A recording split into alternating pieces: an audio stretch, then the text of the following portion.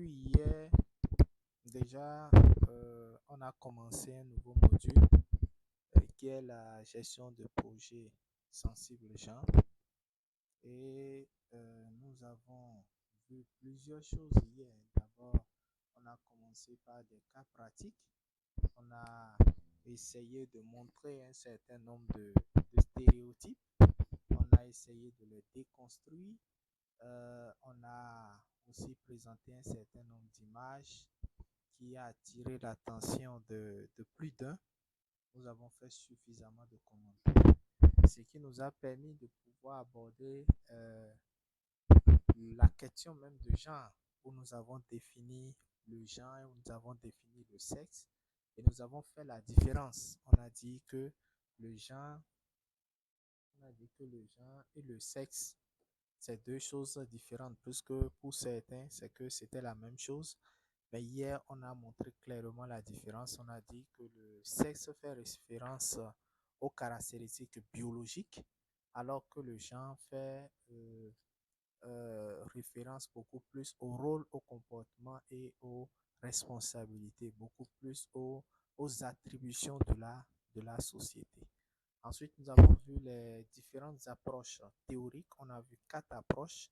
On a vu l'approche binaire traditionnelle où on fait référence à l'homme en tant que force, en tant que rationnel, en tant que décideur, la femme en tant que douceur, en tant que soin, en tant que dépendance. Donc, et on a donné un exemple dans ce cas-là. Seules les femmes peuvent s'occuper des enfants.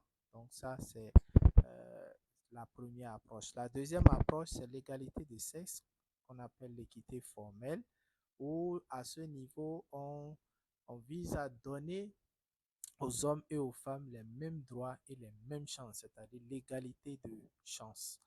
Ensuite, la troisième approche, c'est l'approche équité et inclusion, où nous avons parlé de l'intégration, beaucoup plus de l'intégration du genre dans toutes les couches, c'est-à-dire la politique, dans tous les domaines du monde, la politique, les projets, etc.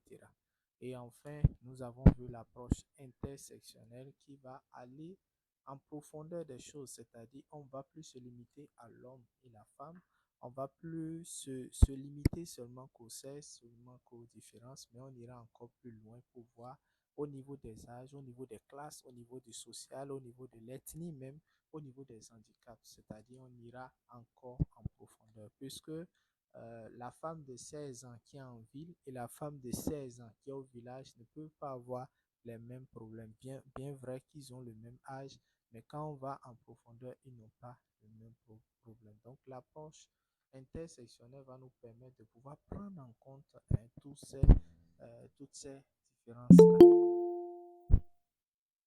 Ensuite, nous avons essayé un peu d'illustrer un peu les réalités aujourd'hui de la société. Quand nous prenons la première image, ce sont les réalités. Les réalités, c'est-à-dire les riches continuent pas à être riches, les pauvres continuent pas à être pauvres. Vous allez voir que ici on a suffisamment, on a plus qu'il en faut. Et là, ce qu'il faut remarquer, c'est la barrière. Ici, on a donné à tout le monde le même nombre de chances, mais la barrière reste toujours. Ça, c'est ça qu'on appelle la qualité. Au niveau de l'équité, c'est qu'on a essayé de mettre tout le monde au même niveau, c'est-à-dire en ayant toujours la barrière. Et ici, nous avons supprimé la barrière et là, nous sommes à l'inclusion. Et c'est ici qu'on nous veut. En matière de gestion de projet, on nous parle beaucoup plus de l'inclusion. Ensuite, nous avons vu les différents types de stéréotypes. On a vu principalement 5 stéréotypes. Les stéréotypes d'origine culturelle, les stéréotypes d'origine historique, les stéréotypes d'origine sociale et familiale, d'origine médiatique et communicationnelle, et enfin les stéréotypes d'origine économique et professionnelle. Nous avons vu aussi les dimensions du genre. On a vu la dimension sociale du genre, la dimension économique, la dimension éducative et cognitive. Nous avons vu aussi la dimension politique et juridique, la dimension culturelle symbolique et enfin la dimension émotionnelle et relationnelle. Donc, hier, on s'est arrêté ici sur l'évolution introduction conceptuelle du genre où nous avons essayé de montrer un peu comment le genre a évolué jusqu'à nos jours. Donc, depuis les années 1960 jusqu'à nos jours. Et nous avons expliqué un peu en 4 temps, c'est-à-dire le contexte au niveau de chaque année, les idées centrales, les concepts clés et enfin maintenant les limites au niveau de chacun. Donc, aujourd'hui, nous allons nous concentrer sur le gender mainstreaming, c'est-à-dire l'intégration transversale du genre. Donc, nous allons évoluer à ce niveau et si nous avons le temps, on va encore discuter sur un certain nombre de cas pratiques en lien bien sûr avec tout ce que nous avons vu depuis hier. Donc, comme je l'ai promis hier, c'est vrai que je suis allé très vite sur la révision. Il y a la vidéo qui est disponible sur notre chaîne YouTube. Vous allez sur YouTube, tapez Tainate Business Center, vous allez voir, la vidéo est encore là. Donc, demain en journée, vous pouvez prendre le temps pour suivre. Ça sera pareil aussi pour ce que nous allons faire aujourd'hui. Tout ce que nous allons faire aujourd'hui va, une fois que nous allons terminer, nous allons aussi partager à ce niveau. Alors, aujourd'hui, nous allons poursuivre avec les cadres normatifs internationaux et nationaux. Il est quand même intéressant qu'on puisse, on ne peut pas parler de genre, on ne peut pas parler de gestion de projets sensibles genre sans partager avec vous le cadre normatif internationaux et nationaux. C'est très important afin que vous puissiez comprendre un peu comment ça se passe. Le premier cadre, c'est la Convention sur l'élimination de toutes les formes de discrimination à l'égard des femmes, adoptée par l'ONU en 1979. Et l'objectif, c'était de garantir l'égalité des droits entre femmes et hommes et éliminer toute forme de discrimination. Donc, cette convention, c'était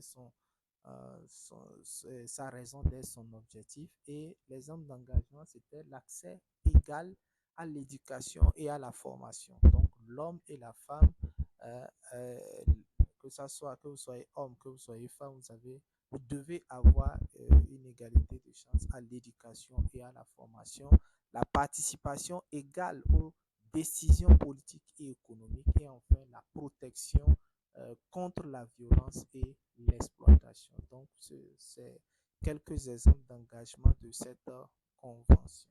Maintenant, au niveau national, les pays signataires, c'est-à-dire comme le Bénin, doivent adapter leurs lois et politiques pour pouvoir respecter cette convention-là. Donc ça, c'est le premier cadre, ça qui date de 1979. Ensuite, comme vous le savez, nous avons les objectifs de développement durable, l'agenda 2030, vous savez, les objectifs de développement durable, ça court jusqu'en 2030. Et quand on parle d'objectifs de développement durable, c'est 17 objectifs. Et nous avons l'objectif de développement durable 5 qui est parité et égalité entre les sexes, donc qui a été adopté en 2015, toujours par l'ONU. Et vous allez voir qu'aujourd'hui, comme je l'ai dit, il n'y a pas un projet aujourd'hui qui ne s'aligne pas à un de ces objectifs-là. Et en management de projet, je l'ai toujours chanté, je dis, il n'y a pas ce projet-là que vous allez vouloir exécuter au Bénin et ce projet-là ne sera pas aligné à un plan national de développement. Quand vous apportez votre financement, le ministère du Plan vous présente l'ensemble des contraintes, domaine par domaine, secteur par secteur que nous avons. Et là vous voulez vous positionner, c'est là vous mettez votre financement et votre financement va contribuer à régler une des contraintes identifiées dans un plan national de développement. Et cela doit prendre en compte un des objectifs de développement durable, donc minimum 1. Donc il y a des projets qui embrassent jusqu'à 2, 3, 4, parfois même voire 5. Donc ça dépend vraiment des objectifs que le projet veut atteindre. Mais l'objectif 5 est transversal à tous les projets. Vous allez voir que peu importe le projet qui est exécuté, l'objectif de développement 5 est toujours dedans. Qu'il vous souvienne, en management de projet, le cas que nous avons commencé par traiter, qu'il vous souvienne, l'objectif de développement 5 est là, le projet PASFI que nous avons vu, que ça soit à la promotion, de la première promotion jusqu'à la promotion 7, vous allez voir qu'on parle toujours de l'ODD 5, parité, égalité entre les sexes. Et les exemples d'engagement, c'est quoi? C'est aussi trois points: mettre fin à toutes les formes de discrimination et violence contre les femmes, assurer l'accès aux, aux ressources économiques et aux postes de décision, et enfin promouvoir l'égalité d'accès à l'éducation et aux soins de santé. Donc à ce niveau, les projets doivent contribuer à des objectifs pour être reconnus comme durables et inclusifs. Donc pour qu'un projet soit reconnu, durable, inclusif, c'est que l'objectif, le projet doit tenir compte de l'ODD 5 et de d'autres ODD qui ont lien avec le projet. Donc, le, c'est le deuxième cadre. Le troisième cadre, c'est la plateforme d'action en 1995 adoptée lors de la quatrième convention mondiale de la femme. Et l'objectif ici, c'est de renforcer l'autonomisation des femmes et l'égalité réelle dans les domaines. Il faut dire que, en réalité, que cette conférence mondiale-là a failli créer, hein, beaucoup de problèmes, surtout en Afrique, hein. Et quand on était sur le module de planification opérationnelle de projet, qu'il vous souvienne, je disais que à ce niveau, beaucoup de projets aujourd'hui se méfient quand vous parlez de l'autonomisation de la femme. Beaucoup de projets se méfient quand on parle de l'autonomisation de la femme, puisque quand on creuse l'autonomisation de la femme et que on y consacre assez de temps, ça crée encore plus de problèmes. Je vous ai donné un exemple d'un projet que nous avons que nous avons réalisé dans la Takora, qui a créé encore d'autres problèmes, parce que l'autonomisation de ces femmes à la fin du projet a créé des séparations, a créé des divorces, a créé beaucoup d'autres choses, d'autres formes même de prostitution. Donc, il était question là encore de travailler à la rééducation, repositionner encore de ces femmes-là dans des phases de sensibilisation. Donc, l'autonomisation doit être encadrée, même si dans un projet où vous voulez parler de l'autonomisation, ça doit être encadré de telle sorte que ça n'amène pas de dérive. Un peu plus loin, on va voir des cas comme ça où on va constater que le fait de se focaliser sur les femmes, c'est que l'intervention soit focalisée uniquement sur les femmes et on abandonne les hommes, ça crée encore plus de problèmes. Quand on sera au niveau de l'analyse de l'approche, on va mieux y parler. Donc, 12 domaines prioritaires. Donc, il y a 12 domaines prioritaires: l'éducation, la santé, la participation politique, économique, violence, etc., etc. Et l'exemple qu'on peut donner ici, c'est de favoriser la représentation des femmes dans les parlements. Monsieur Jacques, Oui. ça ne défile pas, hein? Oui, c'est moi qui me trompe. Non, je n'ai pas encore défilé. Ok. Je suis toujours sur le même diapo. Je n'ai pas encore bougé. Ok, c'est bon. C'est bon? Je suis toujours sur le même diapo. Je n'ai pas encore bougé. Donc voilà un peu ce que je peux dire. Il y en a beaucoup, hein. Donc on peut pas trop parler. D'autres sont formels, d'autres sont non formels, d'autres c'est sous forme des ateliers, etc. Donc il y en a plusieurs. Donc l'objectif ici, ce n'est pas de vous bourrer de cadres normatifs internationaux et autres. J'ai juste choisi les cadres les plus importants. Nous avons aussi les politiques nationales sur le genre, les politiques nationales qui traduisent les engagements internationaux en actions concrètes. Puisque quand il y a des rencontres, il y a des sommets, par exemple, sur des thématiques données, c'est souvent désagrégé dans, euh, euh, dans les pays. Voilà, dans les pays. Et ici, l'objectif, c'est de garantir que les femmes et les hommes aient un accès équitable aux ressources, aux droits et aux décisions dans le pays. Quand on prend par exemple le Bénin, nous avons le plan national d'action pour l'égalité et la parité. Nous avons les stratégies sectorielles au niveau de l'éducation, la santé, l'agriculture qui intègrent le genre. C'est pour au niveau de l'agriculture que je maîtrise mieux, mais au niveau de l'éducation, de la santé, je ne connais pas grand-chose. Ensuite, nous avons les dispositions légales pour lutter contre la violence basée sur le genre. Donc, il y a aussi assez de dispositions à ce niveau que vous pouvez avoir sur le net et puis donc voilà un peu ce que je peux dire sur les cadres normatifs internationaux et nationaux.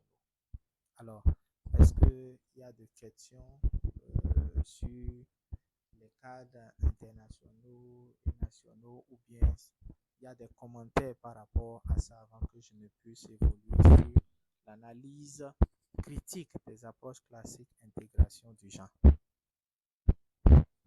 Commentaire? Est-ce qu'il y a un commentaire, question, contribution? Ok. Donc, si Oui, monsieur Jacques. oui, allez-y. Je voudrais demander un peu votre avis Oui. sur l'égalité genre et l'équité genre. Oui. C'est-à-dire, quand on parle d'égalité, de parité, genre, est-ce que c'est vraiment un concept réaliste? Est-ce qu'il faut plutôt parler de l'équité? Parce que quoi qu'on dise, Oui. c'est vrai qu'il y a des femmes qui font tout ce que l'homme peut faire. Oui. Il y a des hommes qui peuvent faire tout ce que la femme peut faire. Oui. Mais est-ce qu'il n'y a pas des problèmes de compétences naturelles? Qu'il y a des choses où la femme est plus apte Oui. à faire certaines choses que l'homme et vice-versa. Et donc, est-ce qu'il ne vaut pas mieux miser sur l'équité que de parler systématiquement de l'égalité? Ok. La question est posée à nous tous. La question n'est pas adressée qu'à moi seul. Est-ce qu'il y a des gens qui ont peut-être des essais de réponse pour notre camarade, M. Emmanuel? Est-ce qu'il y en a qui ont des essais de réponse? Les gens veulent réagir? On est suffisamment nombreux, hein. Autrement dit, pour mieux poser la question de M. Emmanuel, c'est que est-ce qu'il n'y a pas de différence naturelle entre l'homme et la femme où on peut clairement distinguer les rôles et les responsabilités entre l'homme et la femme? Est-ce qu'il faut toujours chercher à montrer que l'homme est égal à la femme et qu'il doit avoir chaque fois égalité de chance entre les deux? Je ne sais pas si j'ai bien reformulé votre question. Oui, c'est Voilà. bien ça. Ok. Quelqu'un veut essayer de répondre? Avec tout ce qu'on a dit hier, est-ce que, et les débats que nous avons eus, est-ce que quelqu'un peut s'essayer?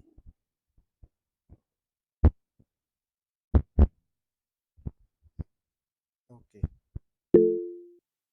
Oui. Oui, monsieur Gibril. Moi, vraiment, merci beaucoup, coach.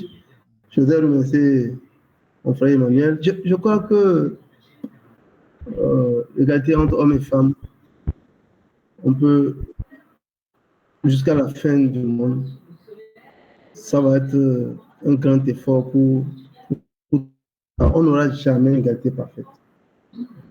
On n'aura jamais une égalité parfaite, ni aujourd'hui, ni demain. Parce que, vous voyez, c'est un travail dur, appelle plus de force que les femmes n'ont pas, quoi qu'on dise. Sur le plan physique, la femme est limitée par rapport à l'homme. Et sur ces aspects, il y a forcément une différence qu'il faut. Moi, j'ai donné par exemple, hier, quand je parlais des animaux, même quand vous prenez les animaux qui se rapprochent un peu de l'homme, il y a toujours un mâle dominant. C'est lui qui domine tout le monde.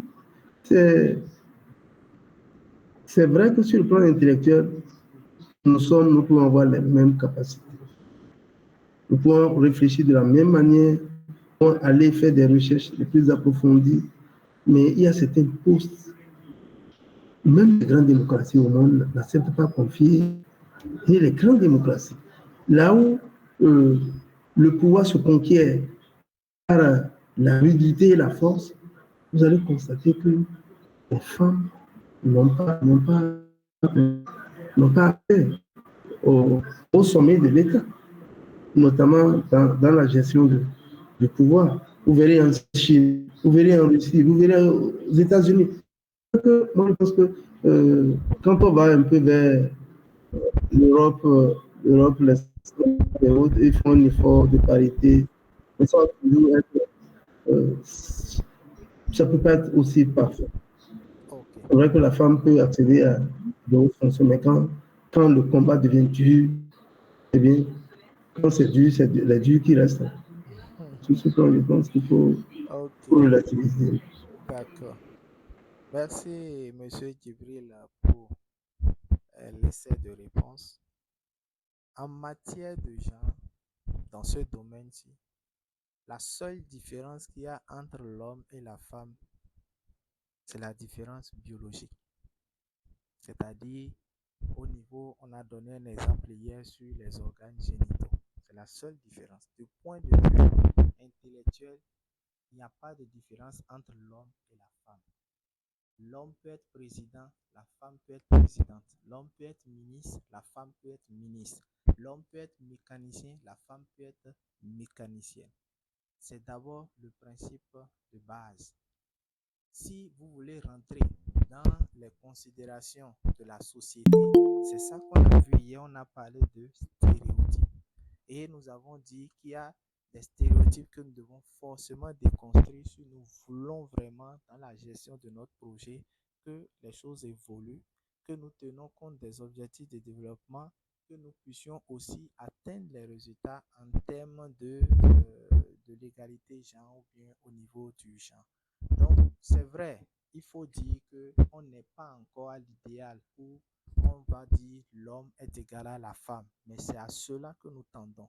Nous rêvons d'une société où ces stéréotypes seront considérablement réduits, où nous serons dans une société où ça sera clair pour l'homme que l'homme est égal à la femme et que la seule différence qui se trouve entre les deux, c'est au niveau biologique. Si je prends l'exemple, par exemple, de je prends l'exemple de monsieur Djibril. C'est vrai, on va dire qu'il y a des hommes forts pour faire ceci, pour faire ceci. Mais quand vous allez fouiller, vous allez trouver des femmes qui ont le même niveau de force. On va dire que l'homme fait ceci. On ne va pas prendre un seul échantillon et comparer et puis tirer une conclusion.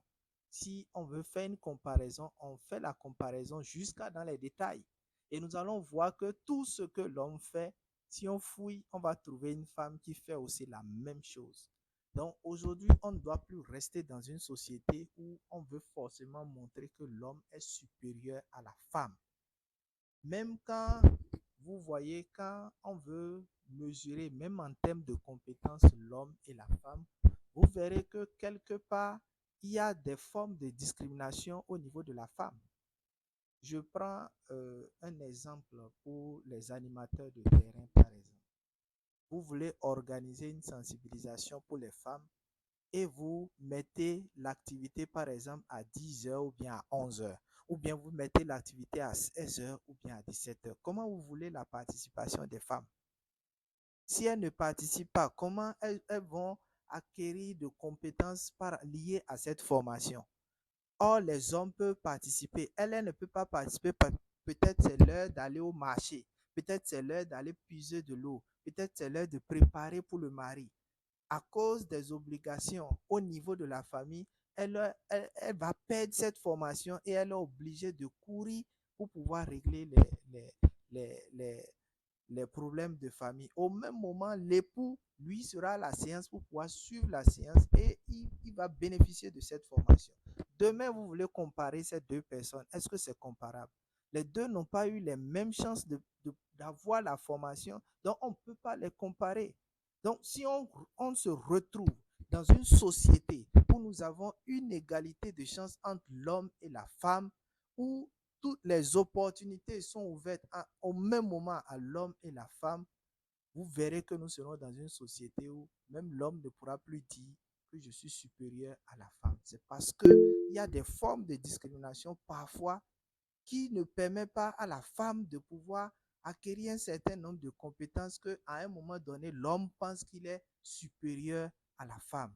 Nous voulons et nous rêvons d'une société où ces stéréotypes-là seront complètement, je ne peux pas dire éliminés, mais je vais dire complètement réduits afin que nous puissions tendre à cet idéal-là que beaucoup je vais dire de pensée, puisqu'il y a des femmes fortes qui luttent pour ça, pour cet idéal-là, pour qu'on soit dans une société où il y aura une égalité de chance entre l'homme et la femme, où nous serons vraiment dans un monde ainsi, quoi. Voilà. Donc, voilà un peu ce que je peux dire par rapport à votre réponse. Je ne sais pas si Madame Monique est là, si peut-être elle a un commentaire pour appuyer mon intervention. Je sais pas, oui, je la vois, je ne sais pas si elle a voté. Oui, bonsoir Monsieur Jacques, comment vous allez? Monsieur Jacques. D'accord, toutes mes excuses, j'ai rattrapé le train en marche. Oui, Jacques. Et exactement, je dirais la même chose comme réponse. Oui, avant qu'elle n'intervienne là, oui. Avant qu'elle n'intervienne, je voudrais mettre quelques réflexions sur la table aussi, avant qu'elle puisse intervenir d'une manière globale, quoi. Ok, allez-y. Oui, je voudrais aborder un peu le cas des discriminations positives dont on parle. Moi, je n'ai rien contre les femmes, hein. Oui. Et je sais que au point de vue intellectuel, Oui. l'égalité dont nous parlons est une réalité. Oui. Mais sur un point de vue physique, jusque-là, ce n'est pas que la société, hein. Oui. Même au niveau universel, il y a toujours cette discrimination qu'on appelle discrimination positive, qui en réalité met la femme à un niveau inférieur. Je prends le cas académique. Sur le plan du sport, quand on parle d'endurance, il y a une norme pour les femmes, il y a une norme pour les hommes. Et les exemples font légion. Rares sont des équipes de foot pour le moment où on mélange hommes et femmes pour aller compétir. Il y a toujours les équipes féminines à part, les équipes masculines à part. Et donc, il y a beaucoup de normes, pas seulement dans les sociétés traditionnelles, au niveau universel, qui sont conçues comme ça, et on sait qu'on ne peut pas mettre la femme à une égalité parfaite avec les hommes, et on fait une discrimination qu'on appelle des discriminations positives à l'égard de la femme. Donc, c'est des réalités qui peuvent voiler, et il faut qu'on dise les choses telles qu'elles sont pour dire qu'il y a des activités que la femme peut mieux faire que l'homme. De la même façon, il y a des activités que l'homme peut mieux faire que la femme. Ça ne veut pas dire que la femme ne peut pas faire ça. La femme peut le faire, mais l'homme peut mieux faire ça. De la même façon, il y a des activités où c'est la femme, et quand l'homme va là-bas, la femme va le battre à plate couture. Donc, il faut sortir ces réalités-là pour qu'on ne se voie pas la face, quoi. Voilà ce que je voulais dire avant que madame ne prenne la parole, quoi. Merci. Merci, monsieur Emmanuel. Oui. Ok, merci, monsieur Emmanuel. Merci beaucoup, monsieur Jacques. En fait, physiquement, nous ne sommes pas égaux. Comme monsieur Jacques l'a dit, la différence se situe au niveau physiologique. Le volet biologique, c'est ça qui entre en jeu. Et on va dire que nous ne sommes pas les mêmes. Mais en dehors de ça, si nous sommes devant si on nous donne les mêmes opportunités, et l'homme et la femme, nous pourrons faire valoir, voilà, nos compétences au même titre. Ce que vous venez de dire, ça confirme encore ce que M. Jacques a dit. Ça, c'est physiquement, nous avons été créés différemment par Dieu. Vous comprenez, physiquement, c'est-à-dire tout ce qui a trait à notre biologie n'est pas comparable. Mais en dehors du volet biologique, tout le reste, devant la loi, nous sommes égaux. La loi n'a pas dit parce que toi, tu es homme, tu es deux fois l'être humain, parce que les femmes, c'est une demi-personne. Non. Devant la loi, nous sommes tous et toutes les mêmes. C'est juste le volet physiologique, le volet biologique qui différencie. Et tous les exemples que vous avez donnés ont trait au volet physique, c'est-à-dire le volet biologique dont M. Jacques a parlé. Donc, je pense que le débat ne se situe pas au niveau de on a fait discrimination positive ou pas. Mais ça, là, c'est en fonction du physique de chaque sexe que ces discriminations ont été faites. Et si on prend un autre volet de la discrimination positive dont on parle aujourd'hui, je pense que c'est parce que la balance pèse plus du côté des femmes que lors des recrutements ou bien des opportunités, on essaye de mettre cette discrimination positive. C'est de façon à essayer d'équilibrer pour le moment. Après, on pourra voir comment on travaille maintenant systématiquement sur les deux sexes pour éviter de tomber encore dans le revers de les femmes seront à un moment donné surprotégées et les hommes sous-protégés.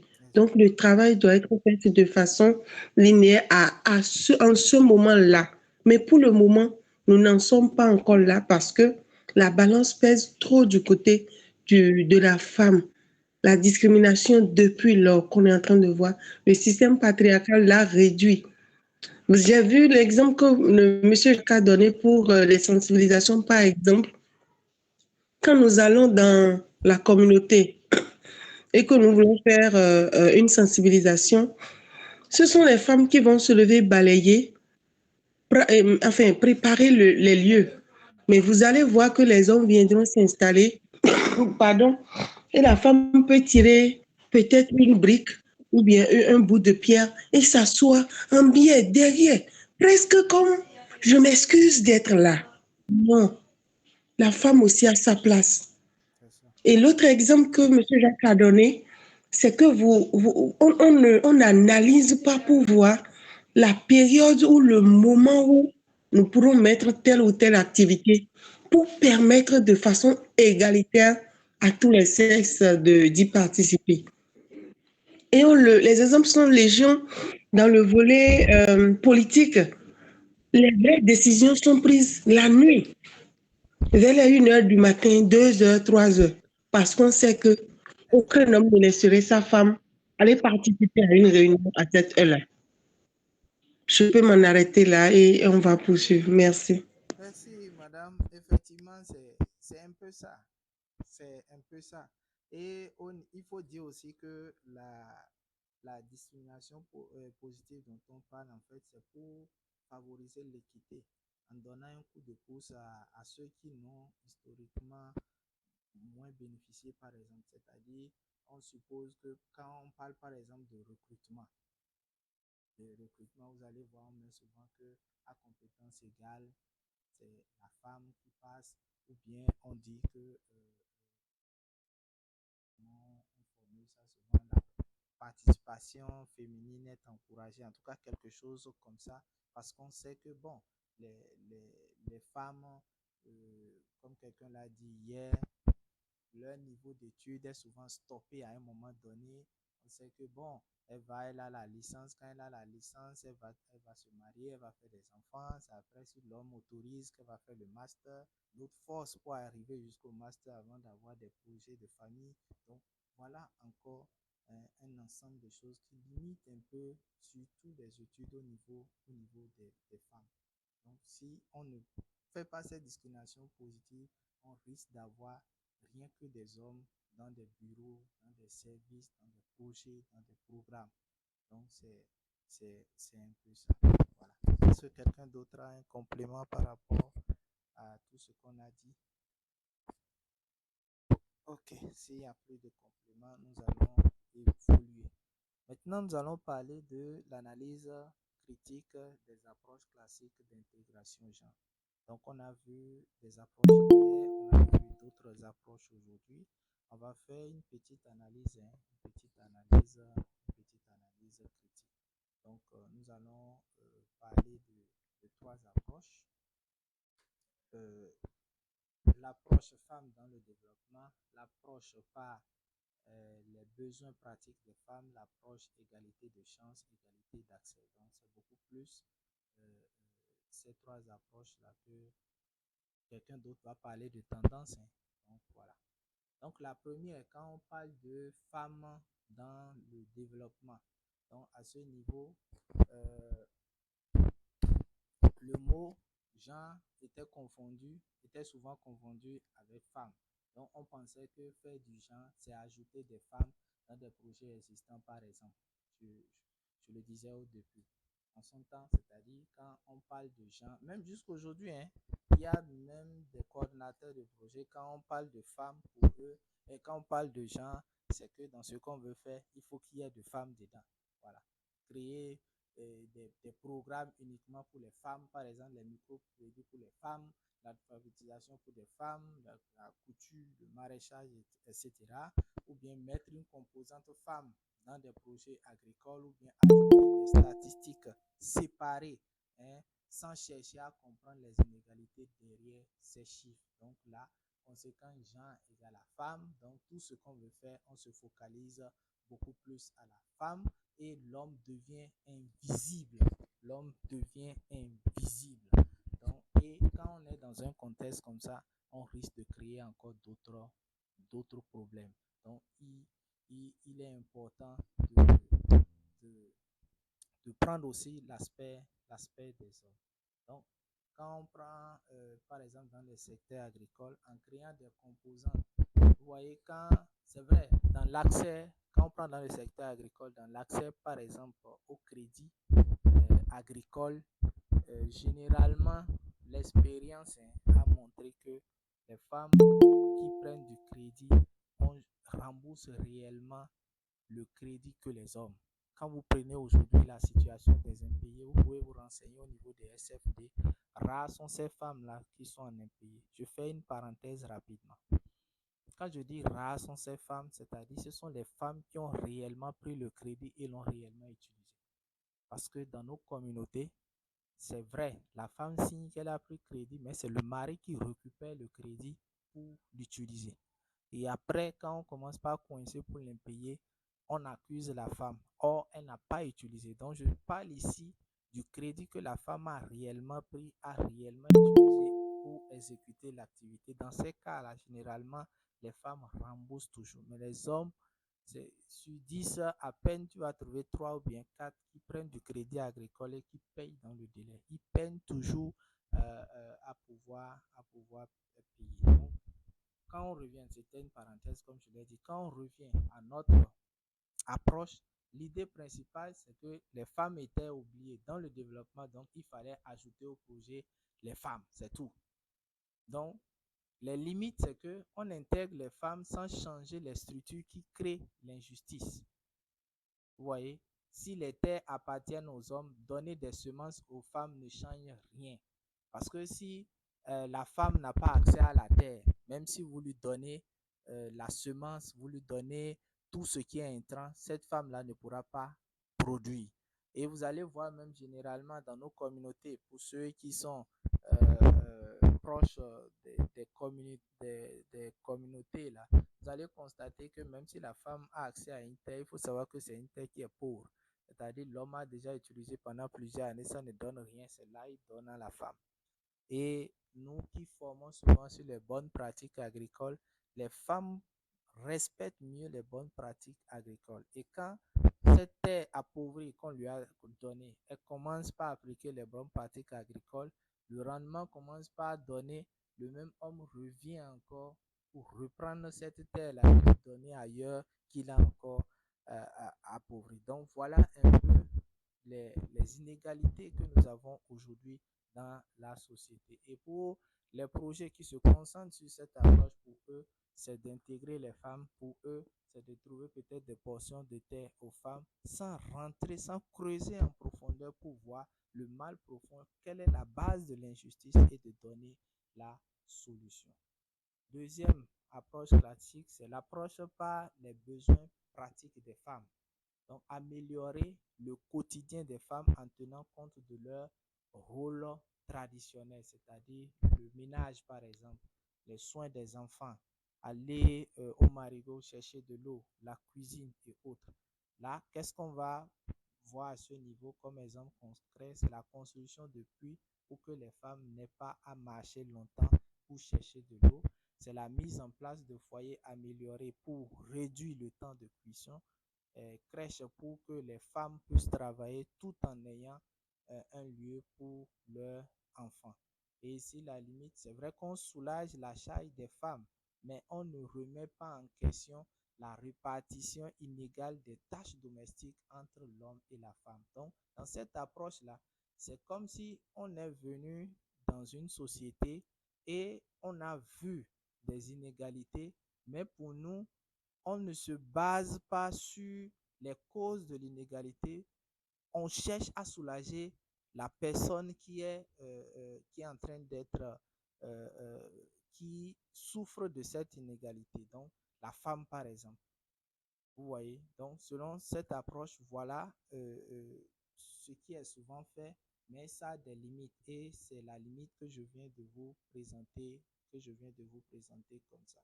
Donc parfois aussi, les gens n'analysent pas les choses pour aller en profondeur, pour chercher les causes réelles de l'inégalité. Pour eux, ils trouvent que la femme souffre parce que dans le ménage, ça ne va pas, elle va loin pour chercher de l'eau, donc il faut faire un puits.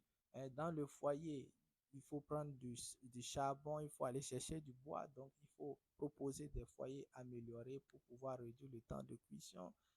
Tout ceci, oui, c'est bon. On est en train d'aider la femme, mais on pouvait réfléchir autrement, de passer à des sensibilisations pour montrer que l'homme peut aider la femme dans les tâches ménagères. C'est vrai qu'il y a des stéréotypes. Vous allez voir une maman, par exemple, qui va chez son fils et qui constate que son fils est en train de faire la cuisine et sa femme est peut-être assise ou bien en train de faire un autre travail, c'est que c'est de l'aberration, c'est du jamais vu. La maman va trop dramatiser ça. Voilà, c'était le mot que je cherchais. Et tout ça là, c'est des constructions de la société. Donc tout ceci, c'est des choses que nous devons travailler à travers les sensibilisations pour montrer aux gens que oui, c'est vrai que les tâches domestiques sont là, l'homme peut le faire, la femme peut le faire. Et ça doit commencer de nos maisons. Vous allez voir qu'à la maison, quand papa est en train de suivre la télé, le garçon est à côté, ils sont en train de suivre la télé, mais la fille est dans la cuisine avec maman. Mais si déjà à ce niveau-là, papa n'attire pas l'attention du garçon pour dire, si ta soeur lave les bols, toi tu peux être en train de balayer la chambre, tu peux être en train de faire ci. Il va grandir avec cette mentalité et c'est comme ça va se construire dans dans le milieu professionnel, ainsi de suite, ainsi de suite. Donc l'approche par les besoins pratiques des femmes, c'est ce qu'on peut retenir.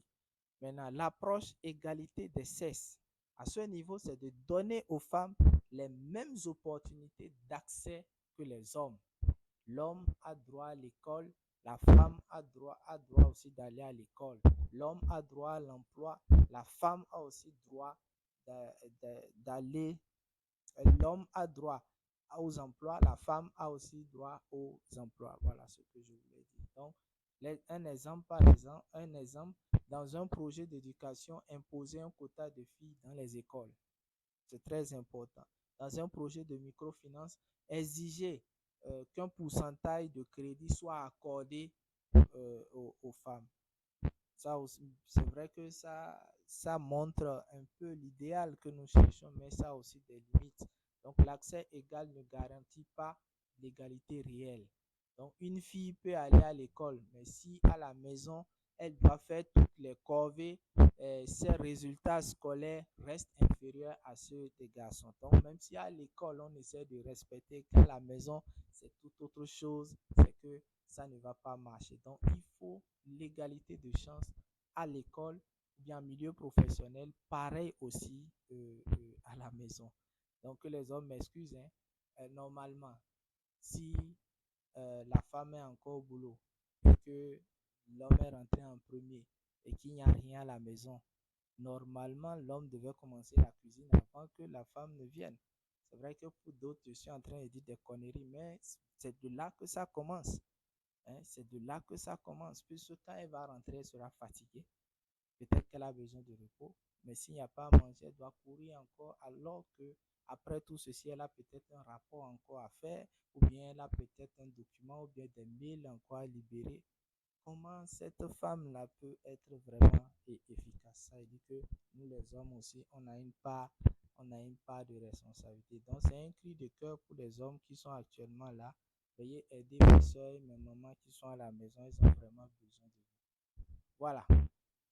C'est un cri de cœur. Alors, c'est vrai que nous avons parlé de ces trois approches. L'approche sur femmes et développement, l'approche par les besoins pratiques des femmes et enfin maintenant l'approche d'égalité des chances. Les points forts de, de l'approche classique, on peut noter par exemple la visibilité des femmes. Vous allez voir que les trois approches met en exergue la femme. Les trois approches valorisent beaucoup plus la femme, met la femme au devant. Donc ça encourage la femme à donner le meilleur d'elle-même. Donc c'est la porte d'entrée ici, c'est la femme. Et quand on parle de genre dans cette approche, la porte d'entrée ici, c'est la femme. Et les limites aussi, on peut noter quatre limites. C'est la vision réductrice du genre aussi. Donc, on se concentre beaucoup plus sur la femme. Or, n'oubliez pas aussi que la femme, on a dit ici que le genre, ce n'est pas que la femme. Mais ici, les approches là vont beaucoup plus dans le sens de la femme sans remettre en cause les rapports de pouvoir entre l'homme et la femme. Donc, c'est très important à ce niveau. Donc, ces approches classiques ne tiennent pas compte des rapports entre l'homme et la femme. Résultat, les racines profondes des inégalités ne sont pas traitées. Approche compensatoire. Donc, on donnait un petit plus, c'est-à-dire aux femmes. Donc, changer de structure sociale ou économique qui crée encore l'injustice. Parce que dans la dernière approche, on a parlé d'un quota qu'il faut fixer forcément pour les femmes. Quand je prends par exemple au Bénin, ici, c'est ce qui a été fait au niveau de l'Assemblée nationale. Les gens sont allés même à donner un quota de femmes qu'on doit avoir au niveau de l'Assemblée nationale. Nous avons l'absence d'approche systémique. Donc, le genre était souvent traité comme un volet séparé. Donc, au lieu d'être intégré dans l'ensemble des politiques, budgets et institutions. Donc, dans cette approche classique, c'est que on a tendance à séparer le volet genre d'une intervention. Quand je prends par exemple dans le domaine de la gestion de projet, dans l'intervention, on a tendance à séparer le volet genre. Or, le volet genre est transversal à tout projet. Est transversal à tout projet. On va voir un peu plus loin comment on élabore un cadre logique sensible genre, comment on élabore un plan de suivi et évaluation sensible genre. On va voir aussi un ensemble d'outils pour montrer un peu l'arrimage, le lien qu'il faut avoir pour ne pas vous déconnecter de l'intervention. L'objet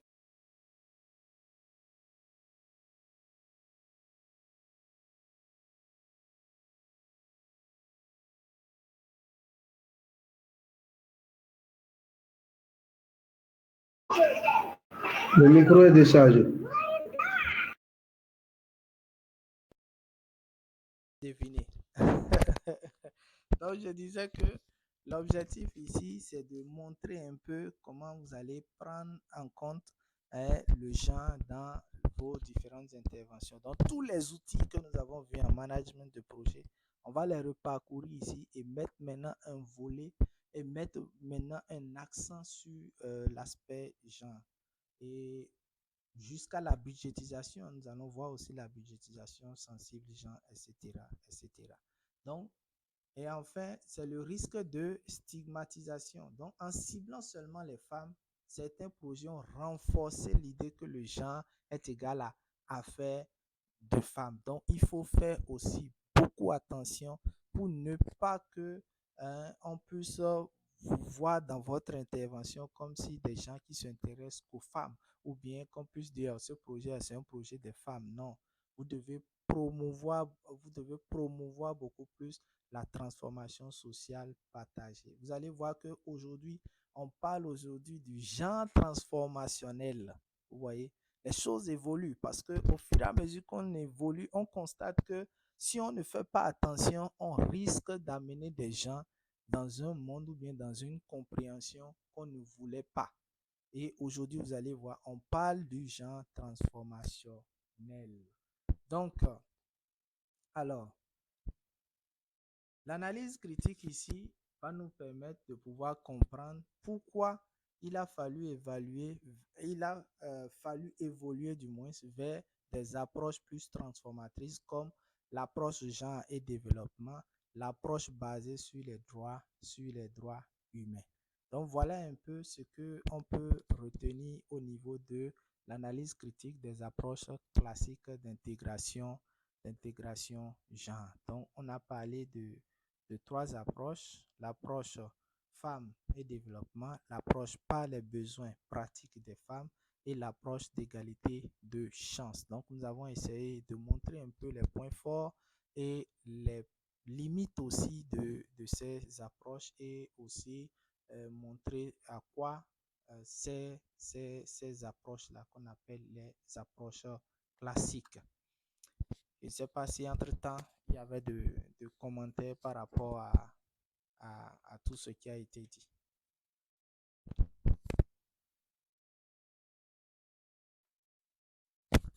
Il y a un commentaire?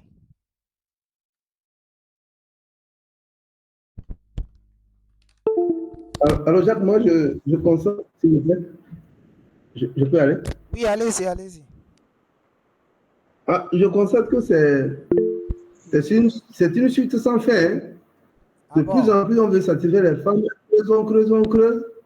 Mais toutes les solutions qu'on trouve là ne sont pas encore parfaites. Est-ce qu'on peut faire une solution parfaite dans ce système-là? Oui, tout ce qui est évolutif, tout ce qui est recherche, on va toujours, et expérimentation, on va toujours découvrir et toujours améliorer. Vous voyez, il y a aussi des facteurs limitants qu'on a vus, donc qui combattent aussi la dynamique. Donc, les choses ne peuvent pas être waouh du jour au lendemain. Donc, au fur et à mesure, vous allez voir que même je parlais du genre transformationnel, hier, on n'en parlait pas.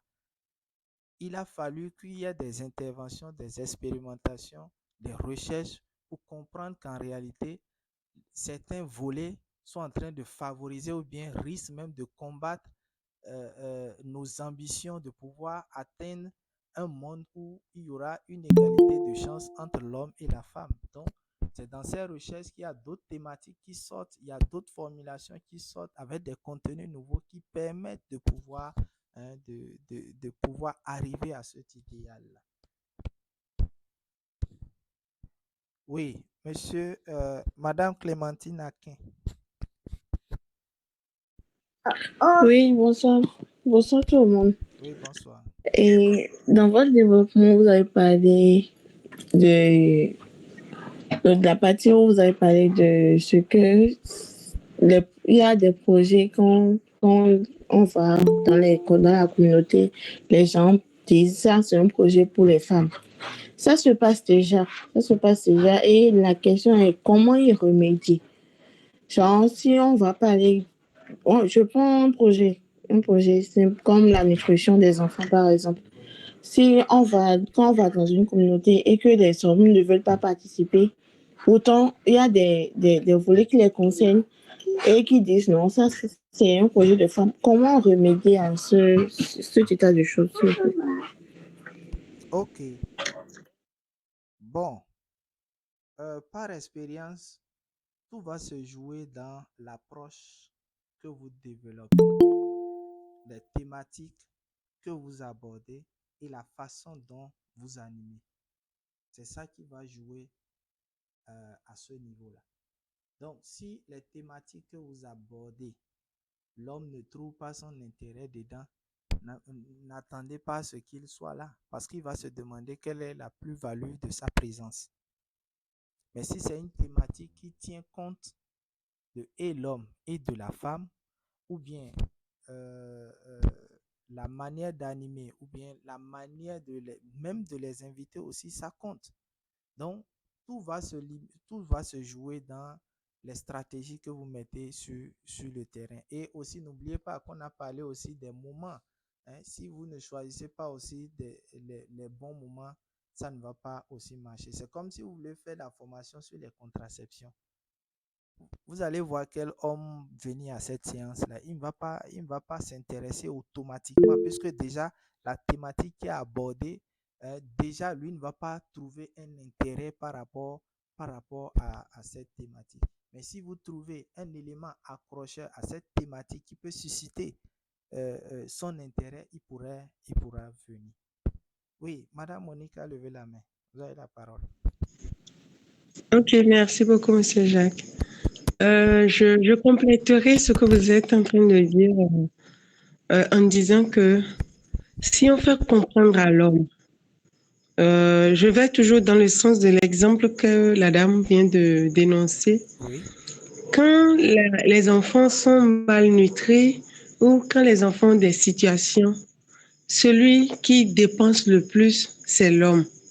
C'est-à-dire, c'est comme ça qu'il faut les appâter pour leur faire comprendre que, si vous suivez cette sensibilisation avec votre épouse, je pense que vous aurez à moins dépenser parce que si tous les deux, vous avez la connaissance au même moment, si au moment d'appliquer telle ou telle chose, elle ne le fait pas bien, vous pouvez aussi lui rappeler, puisque vous aviez suivi au même moment la sensibilisation. Au niveau de... Bon, vous aviez parlé des besoins pratiques et des intérêts stratégiques. Oui. Alors, quand on parle de besoins pratiques, c'est de voir, nous sommes dans une communauté, les femmes ont besoin de machines pour étuver.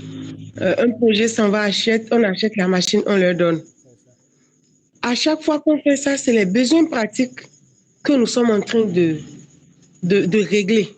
Mais nous ne sommes pas allés au fond du problème pour décortiquer, savoir, mais si elles ont telle chose, qu'est-ce qu'il faut faire en fait pour que, au lieu qu'on soit en train de leur offrir la machine, qu'est-ce que nous pouvons faire en amont pour que dès les instances de décision, qu'il y ait des décisions qui soient prises à leur, comment je vais dire, pour pour les aider exactement. Alors, c'est pour ça que nous disons que dans les projets, il faut faire l'analyse pour pouvoir sérier les besoins pratiques des intérêts stratégiques. Pour les intérêts stratégiques, c'est ce que le gouvernement du Bénin a essayé de faire déjà. L'institution de l'INF, par exemple, je trouve que c'est un intérêt stratégique, puisque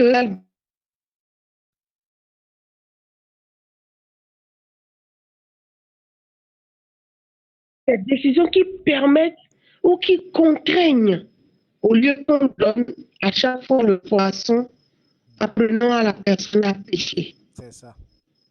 Alors, si vous me permettez de faire un extrait sur ce qui a été fait hier, Oui. dans les débats,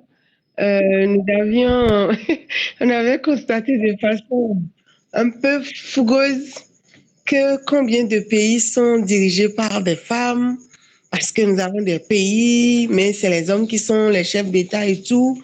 Du coup, on ne peut pas dire que l'homme et la femme sont égaux. Nous avons approximativement 154 pays dans le monde. 29 jusqu'à dernièrement, avant que, comment on appelle, Burundi ou bien quel pays là ne complète encore à 30. Nous avons 29 pays qui sont dirigées par des femmes, chefs d'État ou chefs de gouvernement. Il faut les hommes qui sont sur la plateforme peuvent faire encore la recherche et voir dans ces pays-là qui sont dirigés ou gouvernés par les femmes, comment est-ce que l'entente ou l'inclusion se fait. En fait, là où la femme a un peu plus de pouvoir, où la femme est, euh, on lui Oui, donne bonsoir, comment allez-vous? on lui donne la place qu'il lui faut. Je pense que la femme préfère avoir tout le monde autour d'elle. La femme, telle qu'ils l'ont dit hier, et on a parlé des stéréotypes et tout, mais c'est ancré dans la société que quand la femme a tel ou tel devant, comment je vais dire, tel ou tel pouvoir, elle ne le fait pas pour écarter d'autres. Elle l'exerce en mettant la cohésion. Cette cohésion qui aujourd'hui fait défaut et nous sommes en train de subir tout ce à quoi nous faisons face aujourd'hui. Donc, c'était l'ESTRA. Donc, je continue toujours dans les besoins pratiques, les intérêts stratégiques de façon pratique. En voulant même assouvir ou en venant venir en aide ou régler le problème de la femme, il faut faire cette analyse qu'il faut. Par exemple, vous voyez que dans une communauté, il y a un problème d'eau. Les femmes vont très loin, comme vous en avez déjà parlé tout à l'heure, et vous avez décidé d'implanter dans la communauté un puits pour faciliter un peu. Mais vous avez implanté, par exemple, ce puits-là devant une mosquée. Et vous-même, vous savez que les soirs ou après la prière, les personnes d'un certain âge vont s'asseoir et être en train de discuter. Vos filles qui viendront au puits, dès que les vieux là qui sont assis vont voir que bon, les signes sont sortis, ils vont commencer déjà par faire le deal. Alors, est-ce que cette action que vous voulez poser et qui normalement devrait être une action pour faciliter ou oui, pour faciliter un peu la difficulté à laquelle fait face la femme, devient par ricochet un problème pour la petite fille qui va aller en mariage forcé. Puisque si les parents, le papa et l'imam ou bien les têtes couronnées ont décidé, la maman est trop petite pour dire que ma fille n'ira pas en mariage puisqu'elle n'a pas encore l'âge.